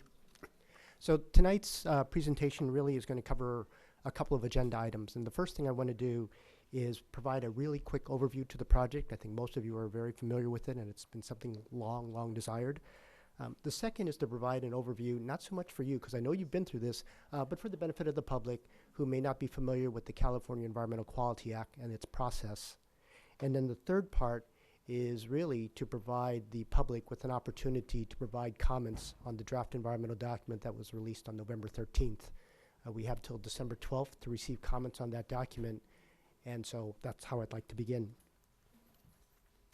The objectives for this project are pretty straightforward. They've been defined for quite some time, and it really boils down to three specific things. The first is to provide 15-minute service along the GOLD line between the Sunrise Station and the historic Folsom Station. The second is to provide better operational flexibility for the GOLD line light rail service.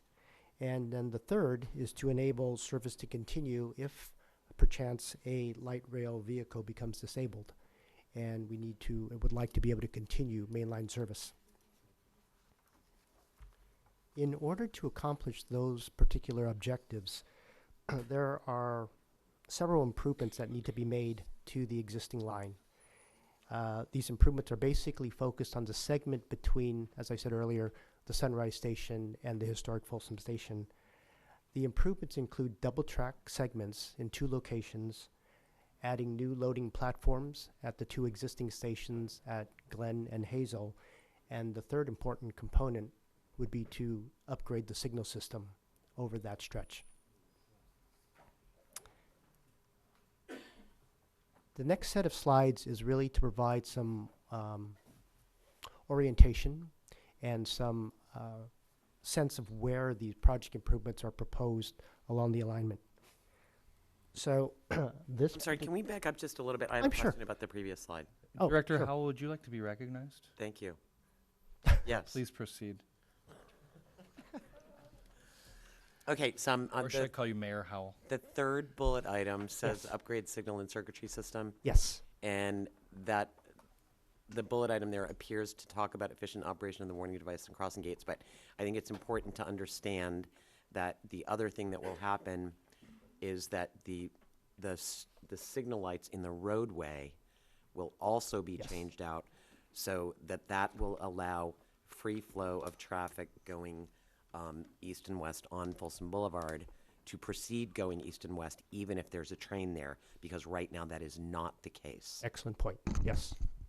Sorry, I'm the one that's been making Henry crazy over this for the last year. So. Henry, I hope you're doing well, and I forgot to mention earlier, congratulations on your award. Okay. Continuing, just for orientation again, the blue line on this figure on the left essentially shows the GOLD line. I know, that sounds funny. The blue line shows the GOLD line. But the yellow highlighted areas represent the 2 segments where the double track would occur. It's gold highlighted. And I tried to use blue and gold because of the Sacramento colors. And also for a moment of humor there. Let's go on to the next slide. Zooming in a little bit more on what we're calling the Folsom project segment, it affects a 0.6 mile segment where the double tracks are going to be proposed. It's essentially centered on the Glen Station. And so at the southern end, it'll be at the Bidwell Street, and at the northern end, it'll be at Park Shore Drive. Other way, sorry.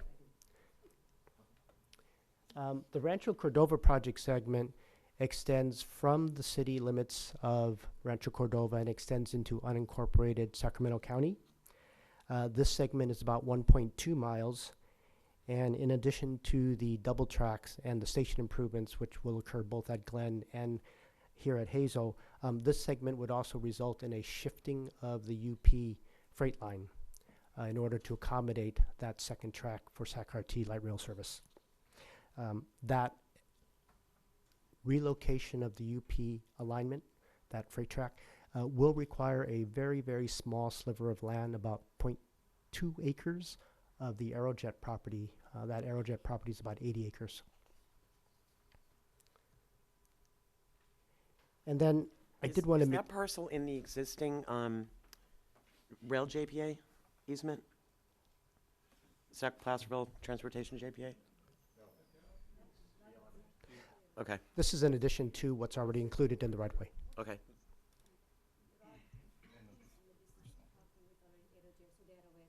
Okay. Right. So I wanted to provide this slide because during the course of some of our earlier scoping meetings, there was a lot of confusion over what it meant to have low-floor vehicles.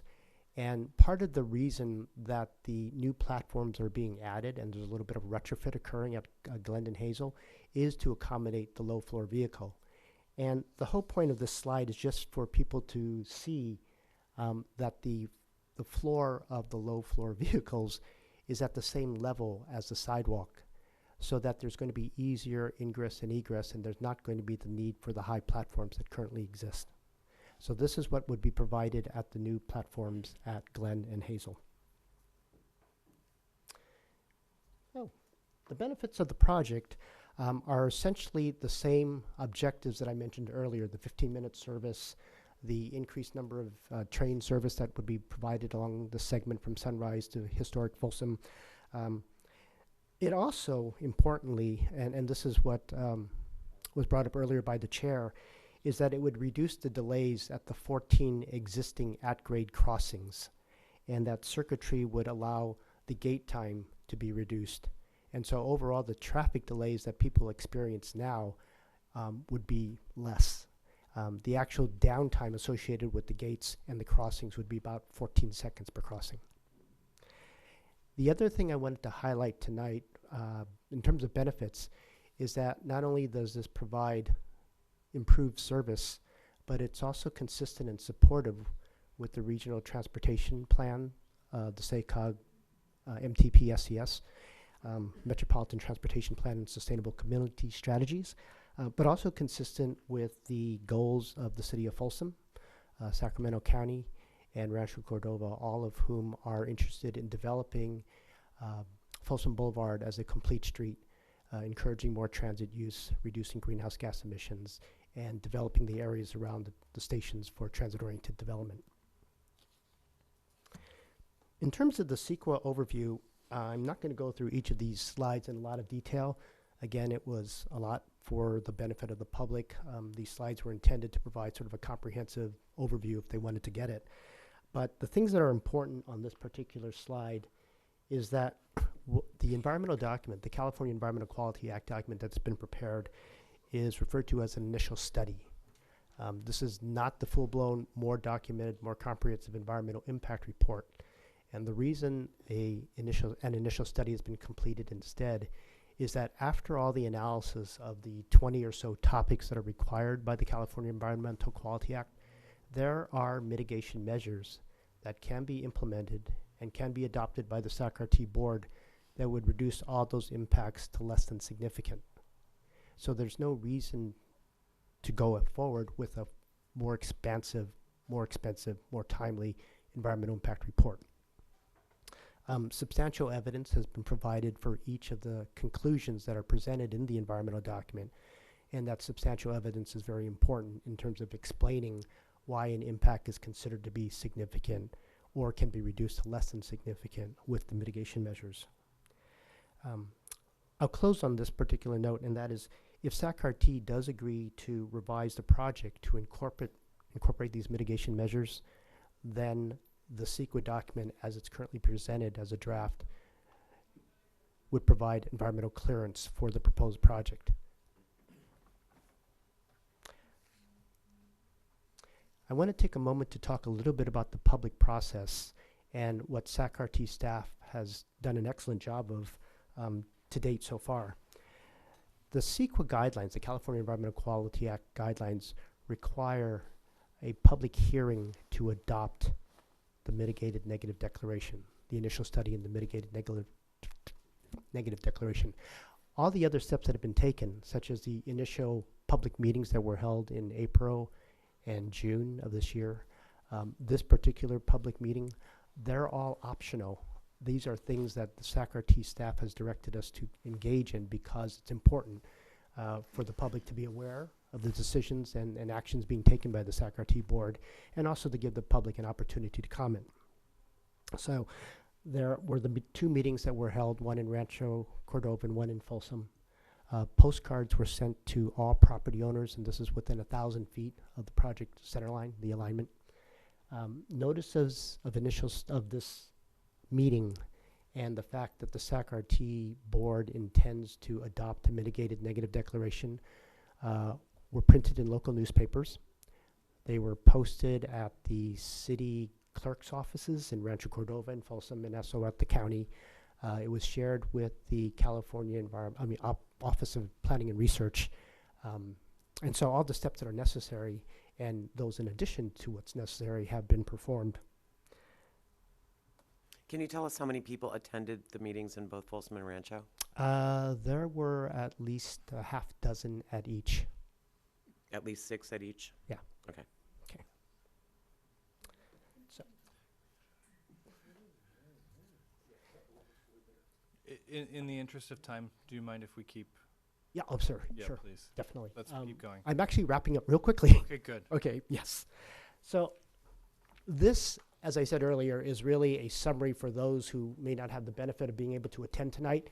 So it is actually a summary of all of the CEQA impact topics and the conclusions for each of those topics. There are about 20 topics. Of those 20 topics, only maybe a half dozen required any mitigation measure, and those real briefly were like air quality, noise, traffic, etc. So what I wanted to close with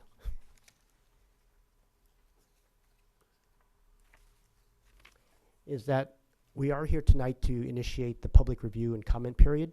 The document's been out for public review since November 13th. Our goal tonight is to listen and to hear any comments that come in from the public. It's not our intent to actually provide responses unless directed so by the SACRT board. And the reason for that is we want to make sure that everyone has the benefit of the same responses and the same review of the comments and discussion. So the last step, and then we can close, is that we'll receive the comments tonight. We'll prepare written comments, revisions to the document as necessary. And then we hope to bring this back to the SACRT board for adoption in the near future, hopefully January. All right, thank you. Your presentation will probably be longer than the public comment. It's we have 4 members of the public signed up to speak. Okay. If you don't mind stepping out of the way, sir, for a minute. I'm going to call all 4 of them if you want to line up. Pat Binley, Jennifer Lane, Janice Briel, and Barbara Leary. Pat? Welcome. Thank you. So good evening. I live in Folsom, California, 1209 Center Street, and I'm speaking to you tonight because I have only recently learned about the intention to double track the light rail in the city of Folsom. Were city residents notified about this project? If so, how? I believe our entrance to our neighborhood is within 300 feet of the track, and I don't know anybody in my neighborhood who knows anything about this until now. We found out about 2 weeks ago. So I live in a residential neighborhood whose entrance is located on Folsom Boulevard, directly across from the light rail tracks. Because of this, we are impacted by the trains more than other residents in the city, although the traffic congestion affects us all. The light rail is a wonderful asset for those who travel to Sacramento from Folsom. The sad fact is that you will need other forms of transportation to access the services people seek daily. This is true even for residents of affordable housing being planned close to the light rail. For this reason, light rail is underutilized. The traffic congestion double tracking will create does not outweigh the perceived benefits. I would like to know the reasons why it is felt double tracking at 15-minute intervals is considered to be necessary. I wanted to know about the environmental impacts tonight and to have the opportunity to address the board with my concerns. And I thank you for the opportunity and for listening. Thank you, ma'am. You're welcome. Jennifer Lane, then Janice Briel. Hi, good evening. Thank you for your time tonight. I too live in the historic district. So these are my few concerns. We already have an ad hoc committee of 11 members of residents in the city of Folsom that are meeting monthly regarding traffic and parking. So we really are already impacted with parking. So if you're putting this on a double track system, chances are you're going to need more parking because our parking garage is already pretty full. The trees that will be removed is a huge concern for most of us that know about this. We are distinctive by nature, and as we came here and drove along Folsom Boulevard, I don't see how there's going to be room without removing hundreds of trees. So I don't have that information, how many trees are going to be removed. It didn't show up in the presentation. I propose that if you have to do double tracking, that you stop it at Iron Point. And if there's a big festival in Old Town, a big event, then the city does a shuttle, as they do for most big events anyway. So I really think that it's premature to take it all the way into Old Town Folsom. Like I said, we're already impacted with no parking. And I'd like to say tonight that we are parked in a 15-minute parking zone because there is no parking around here for a public meeting. So that's about it. Thank you very much. Thank you, ma'am. And we can provide information about parking adjacent to the RT headquarters for future meetings. Our next speaker is Janice. Janice Briel. Sorry, I'm probably screwing that up. No problem. Okay. I also was not aware of this. Can you until pull the microphone down to your mouth, ma'am? There you go. And if it's, we can get you a hand mic if that. Is that better? Perfect. Yeah, perfect. I live in the Preserve neighborhood, which is located at the last intersection before Old Town Folsom at Folsom Boulevard and Forest Street. Even now, we have difficulty exiting and entering our neighborhood because of train delays. There's only one way to enter and exit our neighborhood of approximately 100 homes. Having a second set of tracks and additional trains would make the intersection much more unsafe and challenging to get in and out of our neighborhood. I oppose a second set of tracks all the way to Old Town Folsom. I think they could operate trains every 15 minutes with a double track only to the outlets and keep the single track for the remainder. The double track would destroy the city's nice bike and walking trail and the tree covering and the natural environment in some or most of the double track distance. This would be an irreversible destruction. And thank you very much. Thank you, ma'am. Our last speaker on this item is Barbara Leary.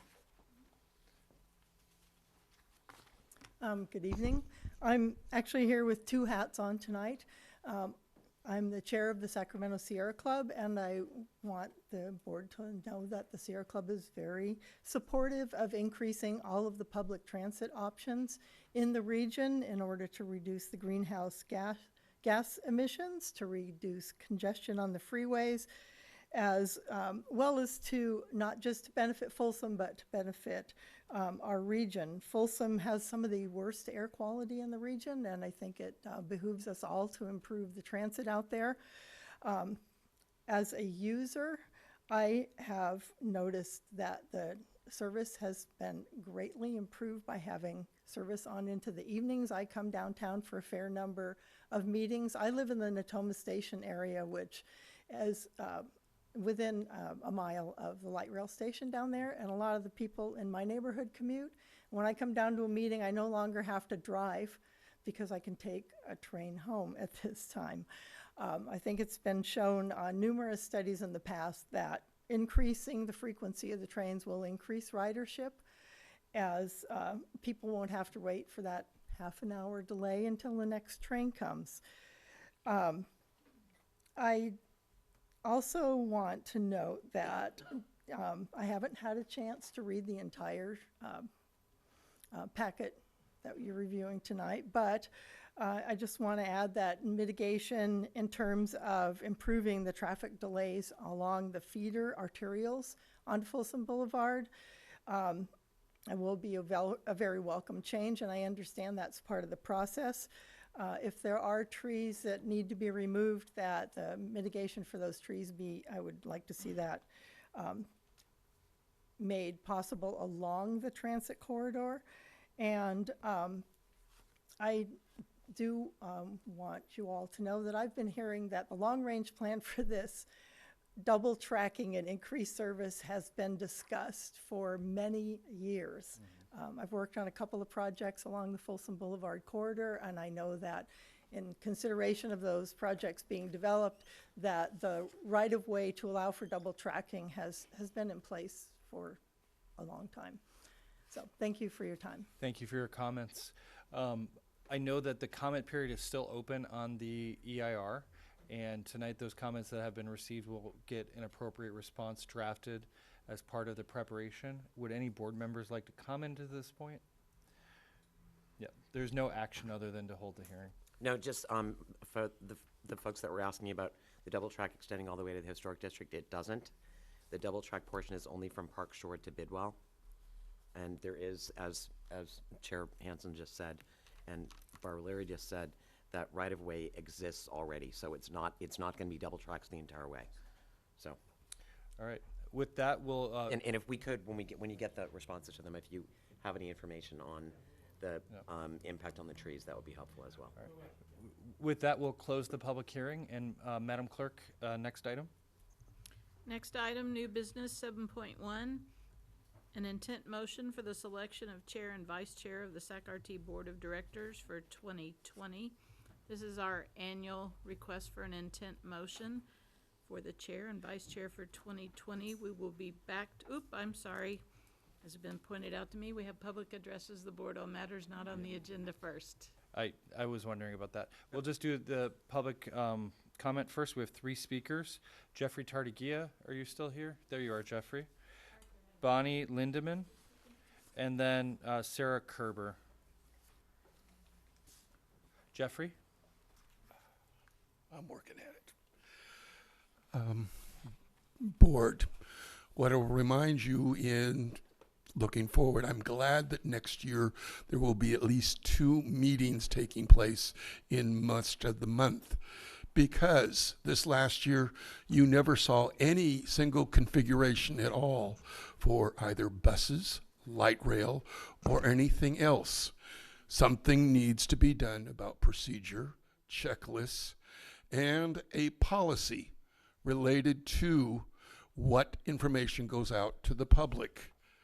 This sheet right here needs to have better information. You had a meeting this morning. I do not know how it was attended, but for the rest of the meetings, it would be great for the Carmichael one and the one that goes out to Citrus Heights, that the public libraries get notification of these meetings taking place for that date and what's involved through here. Also is as far as council, everything else, 2015, you produced the last 99 plus, or actually 93 buses. There are problems with some of those buses. You ought to review them and see before the next time and what the next configuration looks like. The first 30 buses on there were never retrofitted because you had one intention of one type of restraint system and you went to a different restraint system. So you have a little tiny higher rail on the first 30 of the 15 buses. So as I've spoken with Chris before, policy, procedures. Right now, you finally removed the sandwich board that was sitting at Sac Valley for 38, but you still miss the 15th and I Street, where you still have posters up for the 30 and the 38.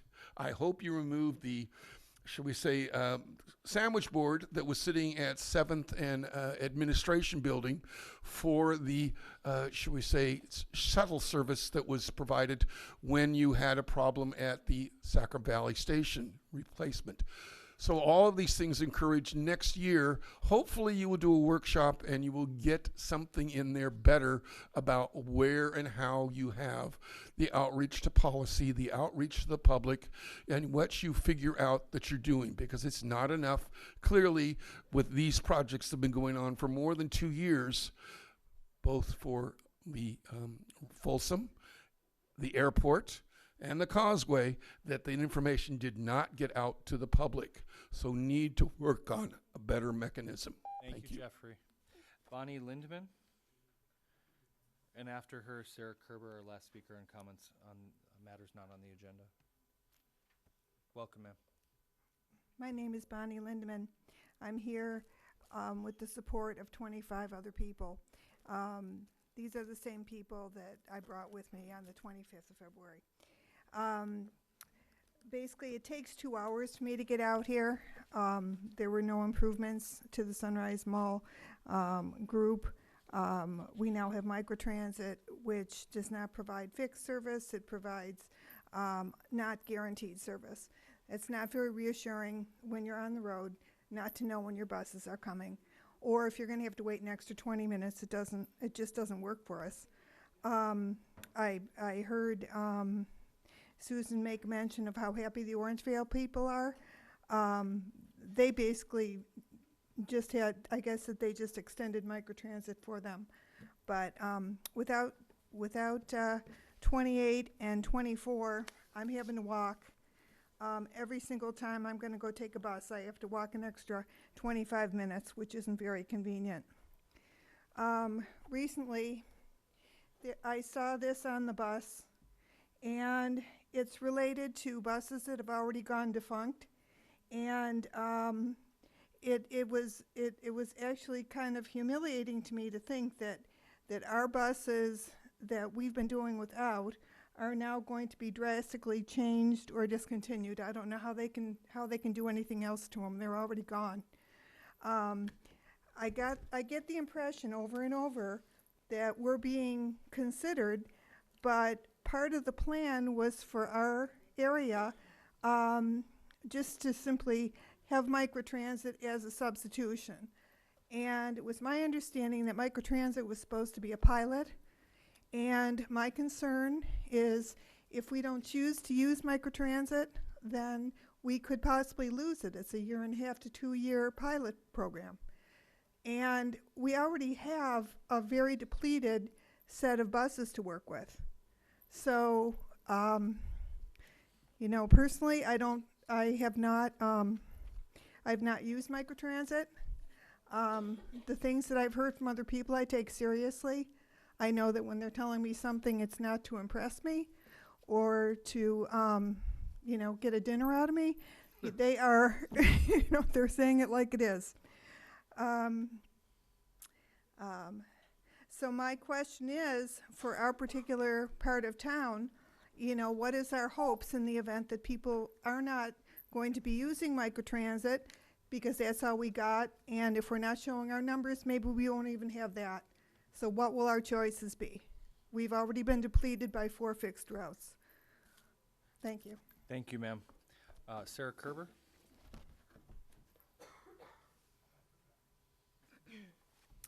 Good evening, Board. The Sacramento Transit Riders Union is inviting the SAC-RT Board and other elected officials and leaders around Sacramento to participate in our second transit riding competition, which challenges community leaders to ride public transit for 1 week in January 2020, the week of January 13th through the 19th.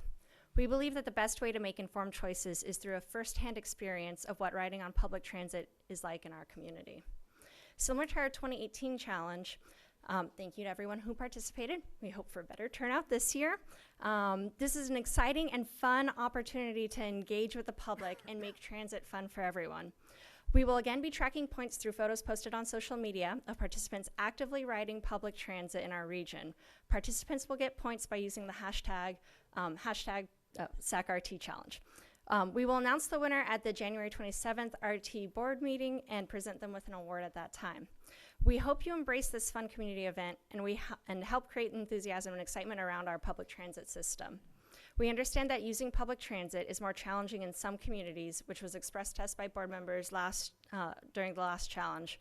And we hope that this experience highlights how important incorporating public transit funding is in every conversation to ensure equitable economic development in our region.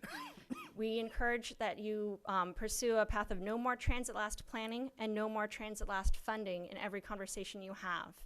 SACTRU would like to wish the Board of Directors and SAC-RT staff a very happy holiday season, and we look forward to working with you in 2020. Thank you. Thank you, Sarah.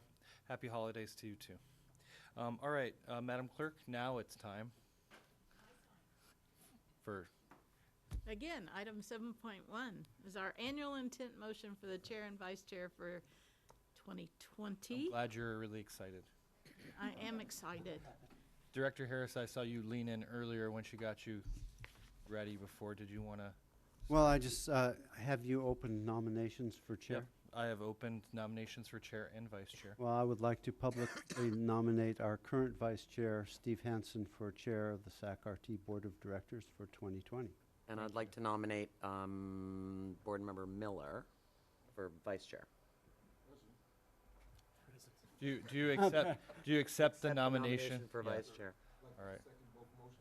Okay, so we have a Mr. Harris, was that a motion? It was. Okay. Ms. Howell, was that a separate motion?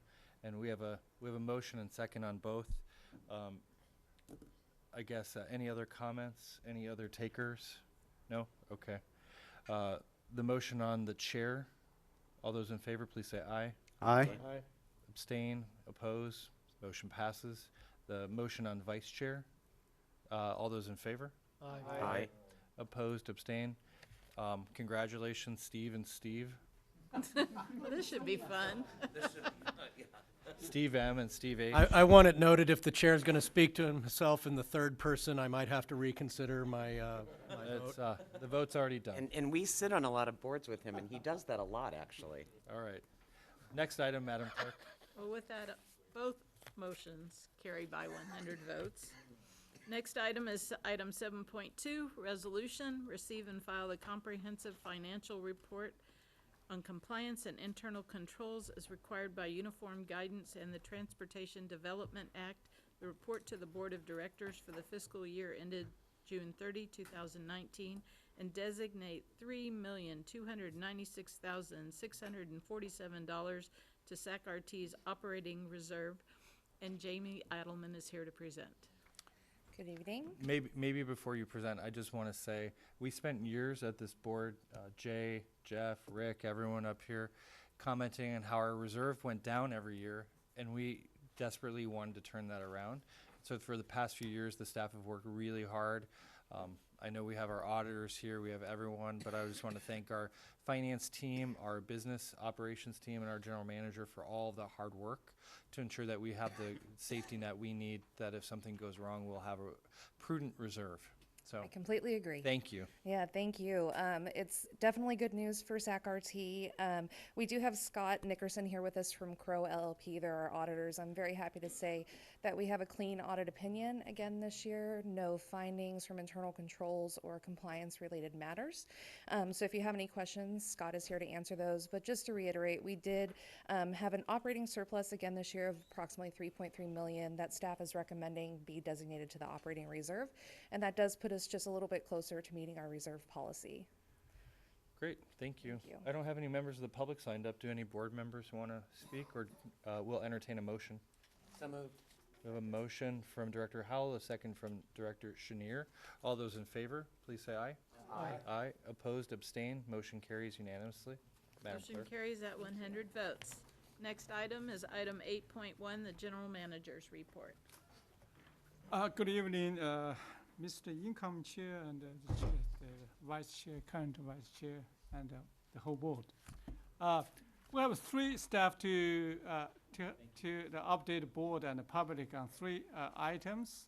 I'm going to ask them to limit it to 2 minutes, each three of you. And before you guys speak, very quickly some short update. First, congratulations to Lieutenant Justin Risley for promoting to the captain. And if you recall, he is on a pre-scheduled vacation, but his official ceremony will be next week. But I needed to make this announcement in the board, because he works for us. 3 years ago, Norman Young, who was the lieutenant, working for RT for a year, and he got promoted to the captain. Then afterwards, Lisa Hamm, who was the who was the lieutenant, and she got promoted to the captain. Now a year later, Justin got promoted to the captain. So we feel so proud of them, and also we feel so proud of ourselves too. And this agency really, is a great place to work for. And send my congratulations to Justin, please. Secondly, last month, 2 reporters from TV station Good Day Sacramento, they did a match between a bus and a bike to say which one can get from Sac State to Golden One Center faster. Twice, the reporter who wrote our bus won the matches. Twice matches. And also the reporter said, hey, you guys' bus are really clean, safe, and the driver was very friendly. So it's a good information to share. Do I have a clap on that? Just a 1 second clap. The goal? Get to Doko before the other one does. Let's check back in with Ashley. She is ready to get this show on the road. We are waiting for Tina's bus to arrive. So here's the deal. I have the Good Day Cruiser, which I mentioned earlier. Probably not the best commuter bike, but you know what? You never know what people are using to get to and from obviously different locations in Sacramento. Yes. Yeah. Okay, so bus 30. Are you going to Doko? Take it right here and slide it, and then you give it to me. What's your name? My name is TL. TL? Yeah. I'm Tina Makua. Nice to meet you. Nice to meet you. Thank you. Okay. No, seriously. The chain broke. The chain broke. What do you mean the chain broke? Tina! Yay! Look, let's cut over. Yay! I still can't talk. I'm tired. She switched to a jump bike, yeah. Twice we won, twice. Yeah. And the third thing is, on December 2nd, SAC-RT and the Sacramento Children's Home held a press conference to unveil the holiday bus at the Sacramento Children's Home. Thanks to Director Chenier and Chair Kennedy for attending the press conference. The SAC-RT holiday bus travels on different routes throughout the Sacramento region from December 1st through January 1st. And the full schedule is available at sacrt.com. Director Harris, did you want to say something? I did. Henry, just to follow up on your first point about everybody promoting to captain who works at RT, as I understand it, the incoming lieutenant will be Roman Murrieta. And I just want to say that he's been my executive lieutenant in North Command for the last 2.5 years. This is an excellent individual, and I'm very excited to have him work for RT. And if he promotes to captain, all the better. Thank you very much. Thank you, Director Harris.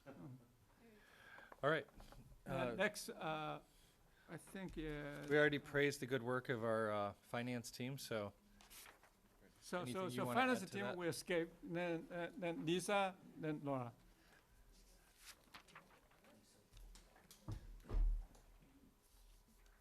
Thank you, Brent.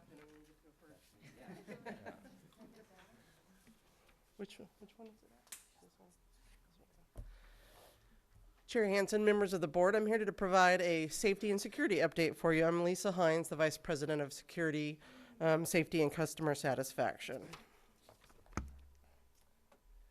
Regarding the Service Animal Ad Hoc Committee, as you know, we met 4 times previously, and then we stopped our last meeting in September of 2018, and then we had that incident, and so we restarted the ad hoc meetings. We had one October 22nd, and we have one scheduled for January. Some of the results of the ad hoc committee meeting and talking to the MAC members were that they wanted more training for the Security Operations Center, and those folks have received in-depth training on SACRT's responsibilities regarding service animals, and it became a topic when they were calling into the Security Operations Center, the folks calling in. And then the guards and transit ambassadors have also received additional training, and we created some policies and procedures to hold them accountable to make sure that they're enforcing the 2 questions that we can ask. And then lastly, we've had some undercover dogs and cats on the trains, and we're actually testing our people to make sure that they are actually asking the 2 questions. So we've had some success with that. You really brought cats on the train? Yeah, one of our employees wanted to do it, and she had a cat. I have a 30-pound Maine Coon cat, and I wouldn't even think about bringing it. Yeah, she brought it on the train and the bus. We'll have would to scare the discuss- passengers, We're going to actually. have to talk about your cat after the. Lisa, was the cat on the leash? Yeah, it was on a leash. Good for them. I've been trying. Mine doesn't work. So on to the transit ambassador and transit officer system benefits. There we go. So as you all know, that we've switched over to the transit ambassador program, and we're having great results with excellent customer service, high visibility, train cleanliness, fair inspection, friendliness, and helpfulness. And that's really gone over well because my prior experience, it was the opposite when we had transit agents. So it's really nice to see that we're helping people find their way to buying fare and being able to ride our system. And then we, of course, had to do the plug for the Gold Standard Award. Contracted guard system benefits. We have great station coverage, great customer service, assisting passengers with the fare vending machines, station cleanliness, paid fare zone checks, and assist ambassadors with nuisance behavior. One of the questions that was presented to us in safety and security was the updating of the light rail messaging boards, and that still occurs through Metro. Basically, the dispatchers for rail, as soon as they have a reasonable time, they update these boards. On the right is a speaker, the PA system, the voice of God, and that's updated by the Security Operations Center. And the time frame that we're having where we're updating passengers is 13 minutes or more on delays. It was a little too much. We tried 10 minutes, and per Henry's direction, we're doing 13-minute delays if there's an extensive delay. But we have the ability to immediately notify passengers, which we're doing also. So we're using the PA system a lot. And the last thing I wanted to share with you, oops, I jumped a page. Informacast, the second to last thing. At SACRT, they brought in this great notification system, and we've been using it for 2 months.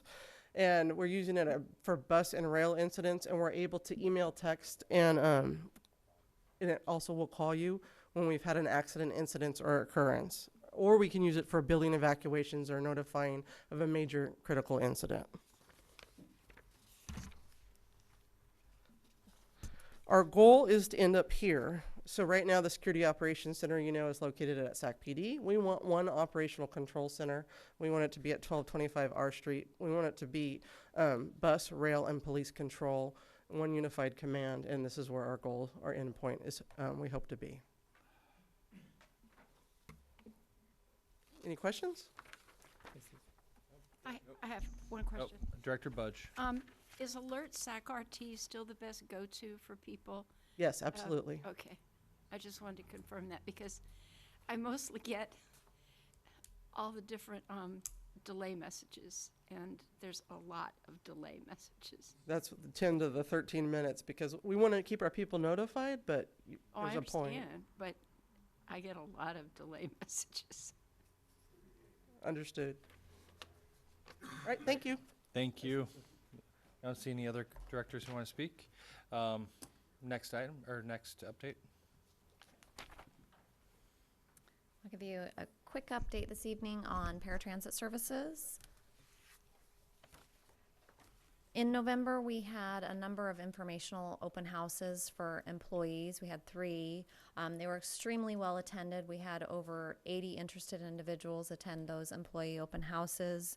Our goal is to make it as easy and convenient as possible for any paratransit Inc. employees interested in coming over to SACRT to assist with our paratransit operation. We provided preliminary information on the hiring process, talked to them about our online application process and so forth, and answered a lot of really good questions from the staff. We are also filling some of our key positions, and I think with us tonight, if you don't mind, is Dan Tao, our new Director of Community Bus over the paratransit service operation. And we're recruiting right now for other key leadership positions. We've sent out a couple of written communications and frequently asked questions to all of our paratransit riders, which we have recently shared with the Board of Directors. We're continuing to frequently meet with the Mobility Advisory Council. We also have a number of open houses scheduled that we have invited all of our paratransit riders to attend. The first one was actually here today in the auditorium, and it was also very well attended. We had about 50 people here this morning with lots of great questions about the service transition. We have information on the SACRT website at sacrt.com, and our Accessible Services Department is always available to answer any questions that riders may have about the transition. I just wanted to share their phone number, which is 916-557-4685. They also have an email address at paratransit@sacrt.com. For any questions, feel free to direct any questions you receive to those sources. And then here are the remaining customer open houses. We've got one in Citrus Heights on January 7th at the Community Center, here again in the auditorium on January 8th, Carmichael Library January 13th, and the Pinnell Community Center on January 23rd. And we have postcards in the back of the room with those dates as well, and those have all been mailed. They've been mailed directly to all of the current riders. Last, I just wanted to share the branding for our new service. It's called SACRT Go Paratransit Services. We had an employee contest to generate the name. We shared the top 3 names with our Mobility Advisory Council along with the branding. They were very supportive. They felt that it conveyed the message of mobility and independence that paratransit affords. And then just a quick shot of what it would look like on one of our current vehicles. I just want to add, the potential employees open house, that's the first round. We're going to do more rounds, when we approach the transition time. And we're going to have those meetings nearby Paratransit Inc.'s or within, Paratransit Inc.'s facility. Laura mentioned 85, employees, potential employees attend our open house. They are very, very, very positive. Then the customers open house this morning, over 50 people attend right here. They are also very, very, very positive. And one thing I'm especially, happy is when I ask them one question, they are very, very, they actually. They want to do that, which what I said is, do you mind to, write together 3-4 people, then I will ask the board to change the fare policy to reduce your fare or free. Imagine 4 people write together, that is $20 fare revenue. However, we will save $140 for that one trip. So it's $20 loss, $140 gain. All of them, everybody say they love to do that. So that's some wonderful initiatives we can take in the future. So that being said, I want to add another message. This month we have been hosting a series holiday town hall events for our own employees. Over probably 300 or 400 people attended. We want to bring the holiday cheers while partaking in the meal together and expressing our appreciation for the hard work and the commitment throughout the entire year. I truly believe our entire EMT members believe we have one of the best teams in the country to accomplish our many wonderful initiatives.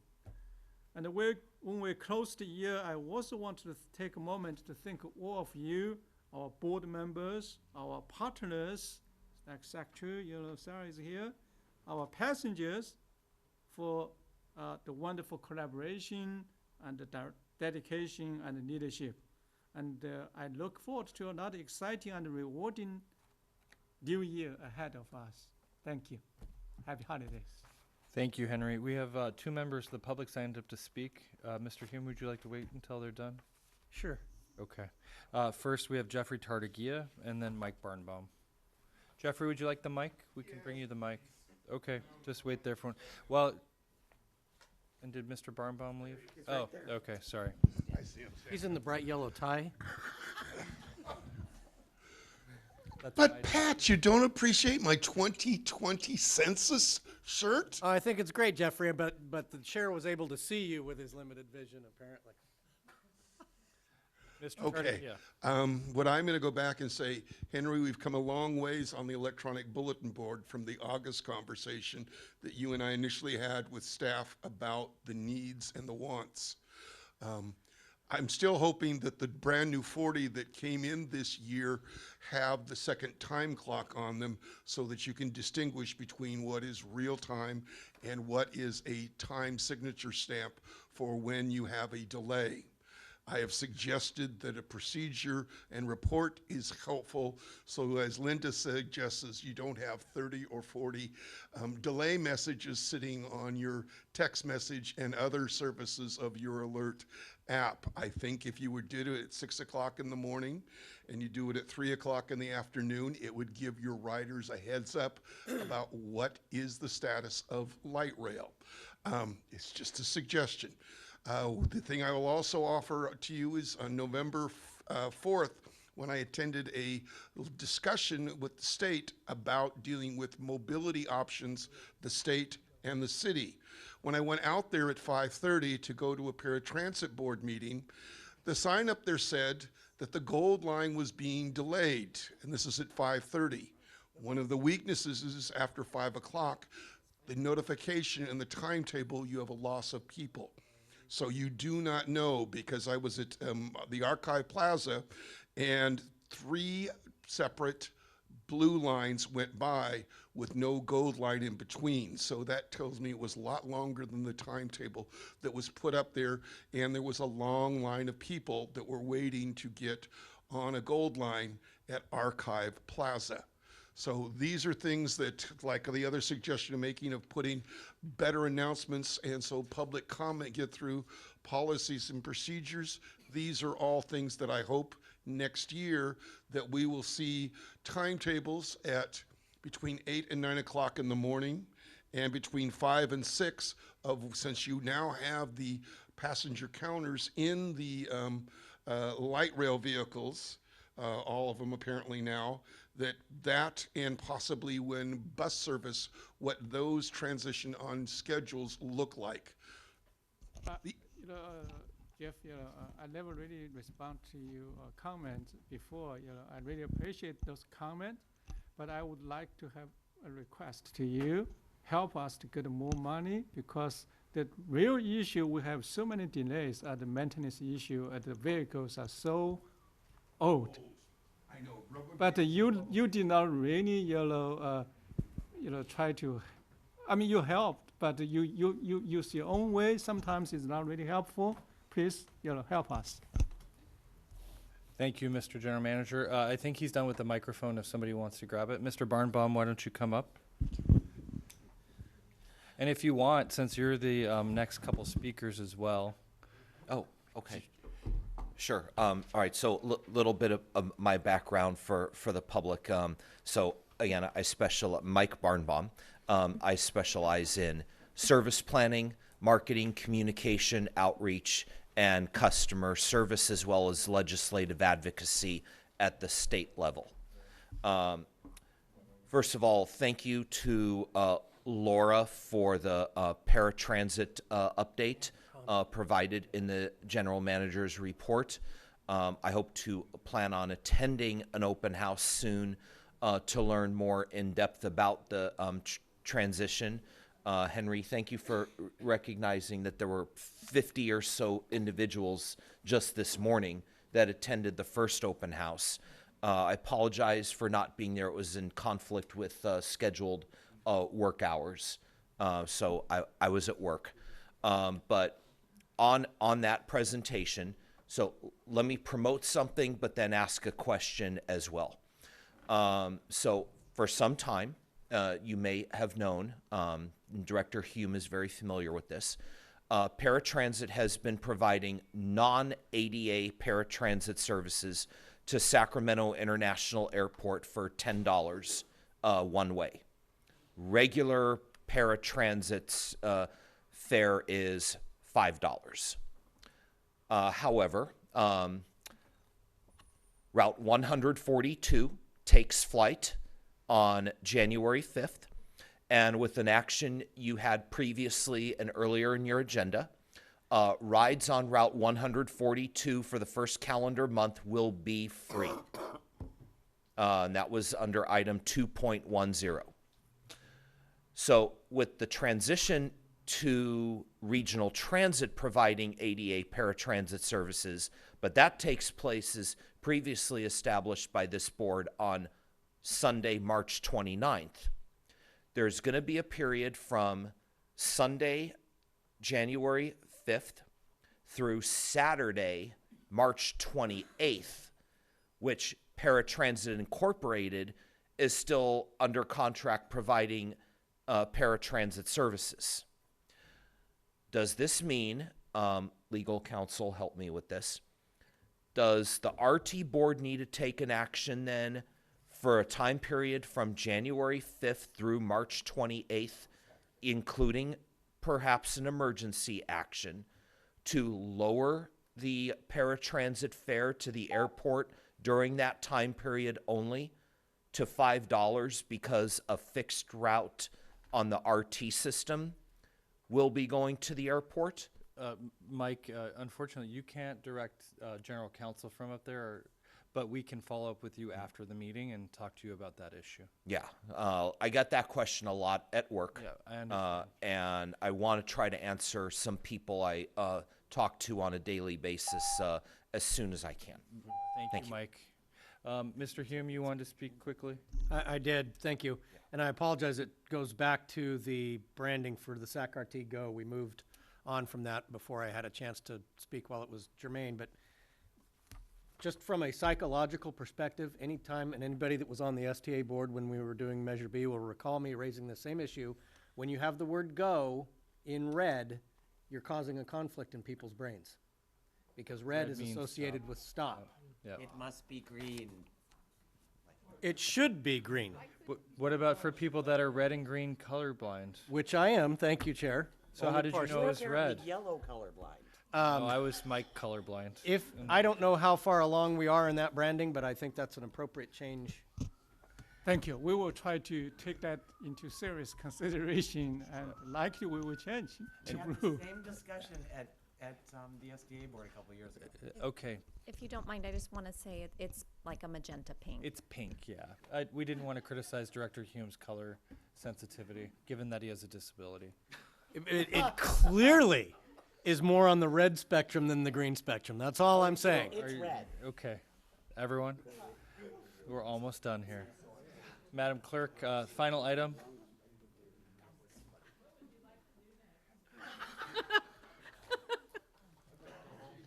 Please, Vice Chair Hanson. Capital Corridor and San Joaquin Powers, do we have the reports in the packet? Yes. I know, Yes. Mike, you've signed up for both. Would you be willing to just keep it to 3 Combine. minutes? Yes, Let me please. combine the speaker cards Thank you. into Thank you. a JPA report. Thank you. Thank you. Very exciting to learn at the Capital Corridor Board that the Sacramento Valley Station and Rail Yards project was one of the key highlight and agenda items at that meeting in San Jose. Speaking of which, on a related matter, the Sacramento Valley Station Master Plan meeting held by AIM Consulting is tomorrow at 5:30 at Sacramento City Hall Conference Room.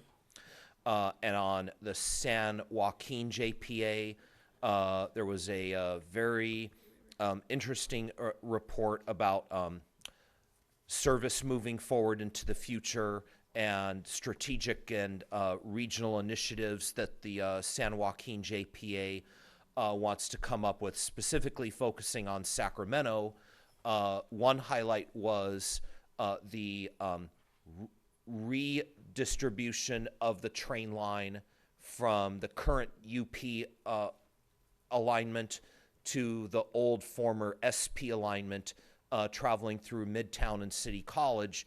But highlighted in there was staff wants to plan and work with RT and the SACOG Transit Coordinating Committee a Sacramento International Airport shuttle from Natomas, as well as perhaps a rail maintenance yard in the upper reaches of North Natomas near Elkhorn and Sorrento. So this is something I will check with them. Again, on January 24th, the meeting that they are going to hold will be in Stockton.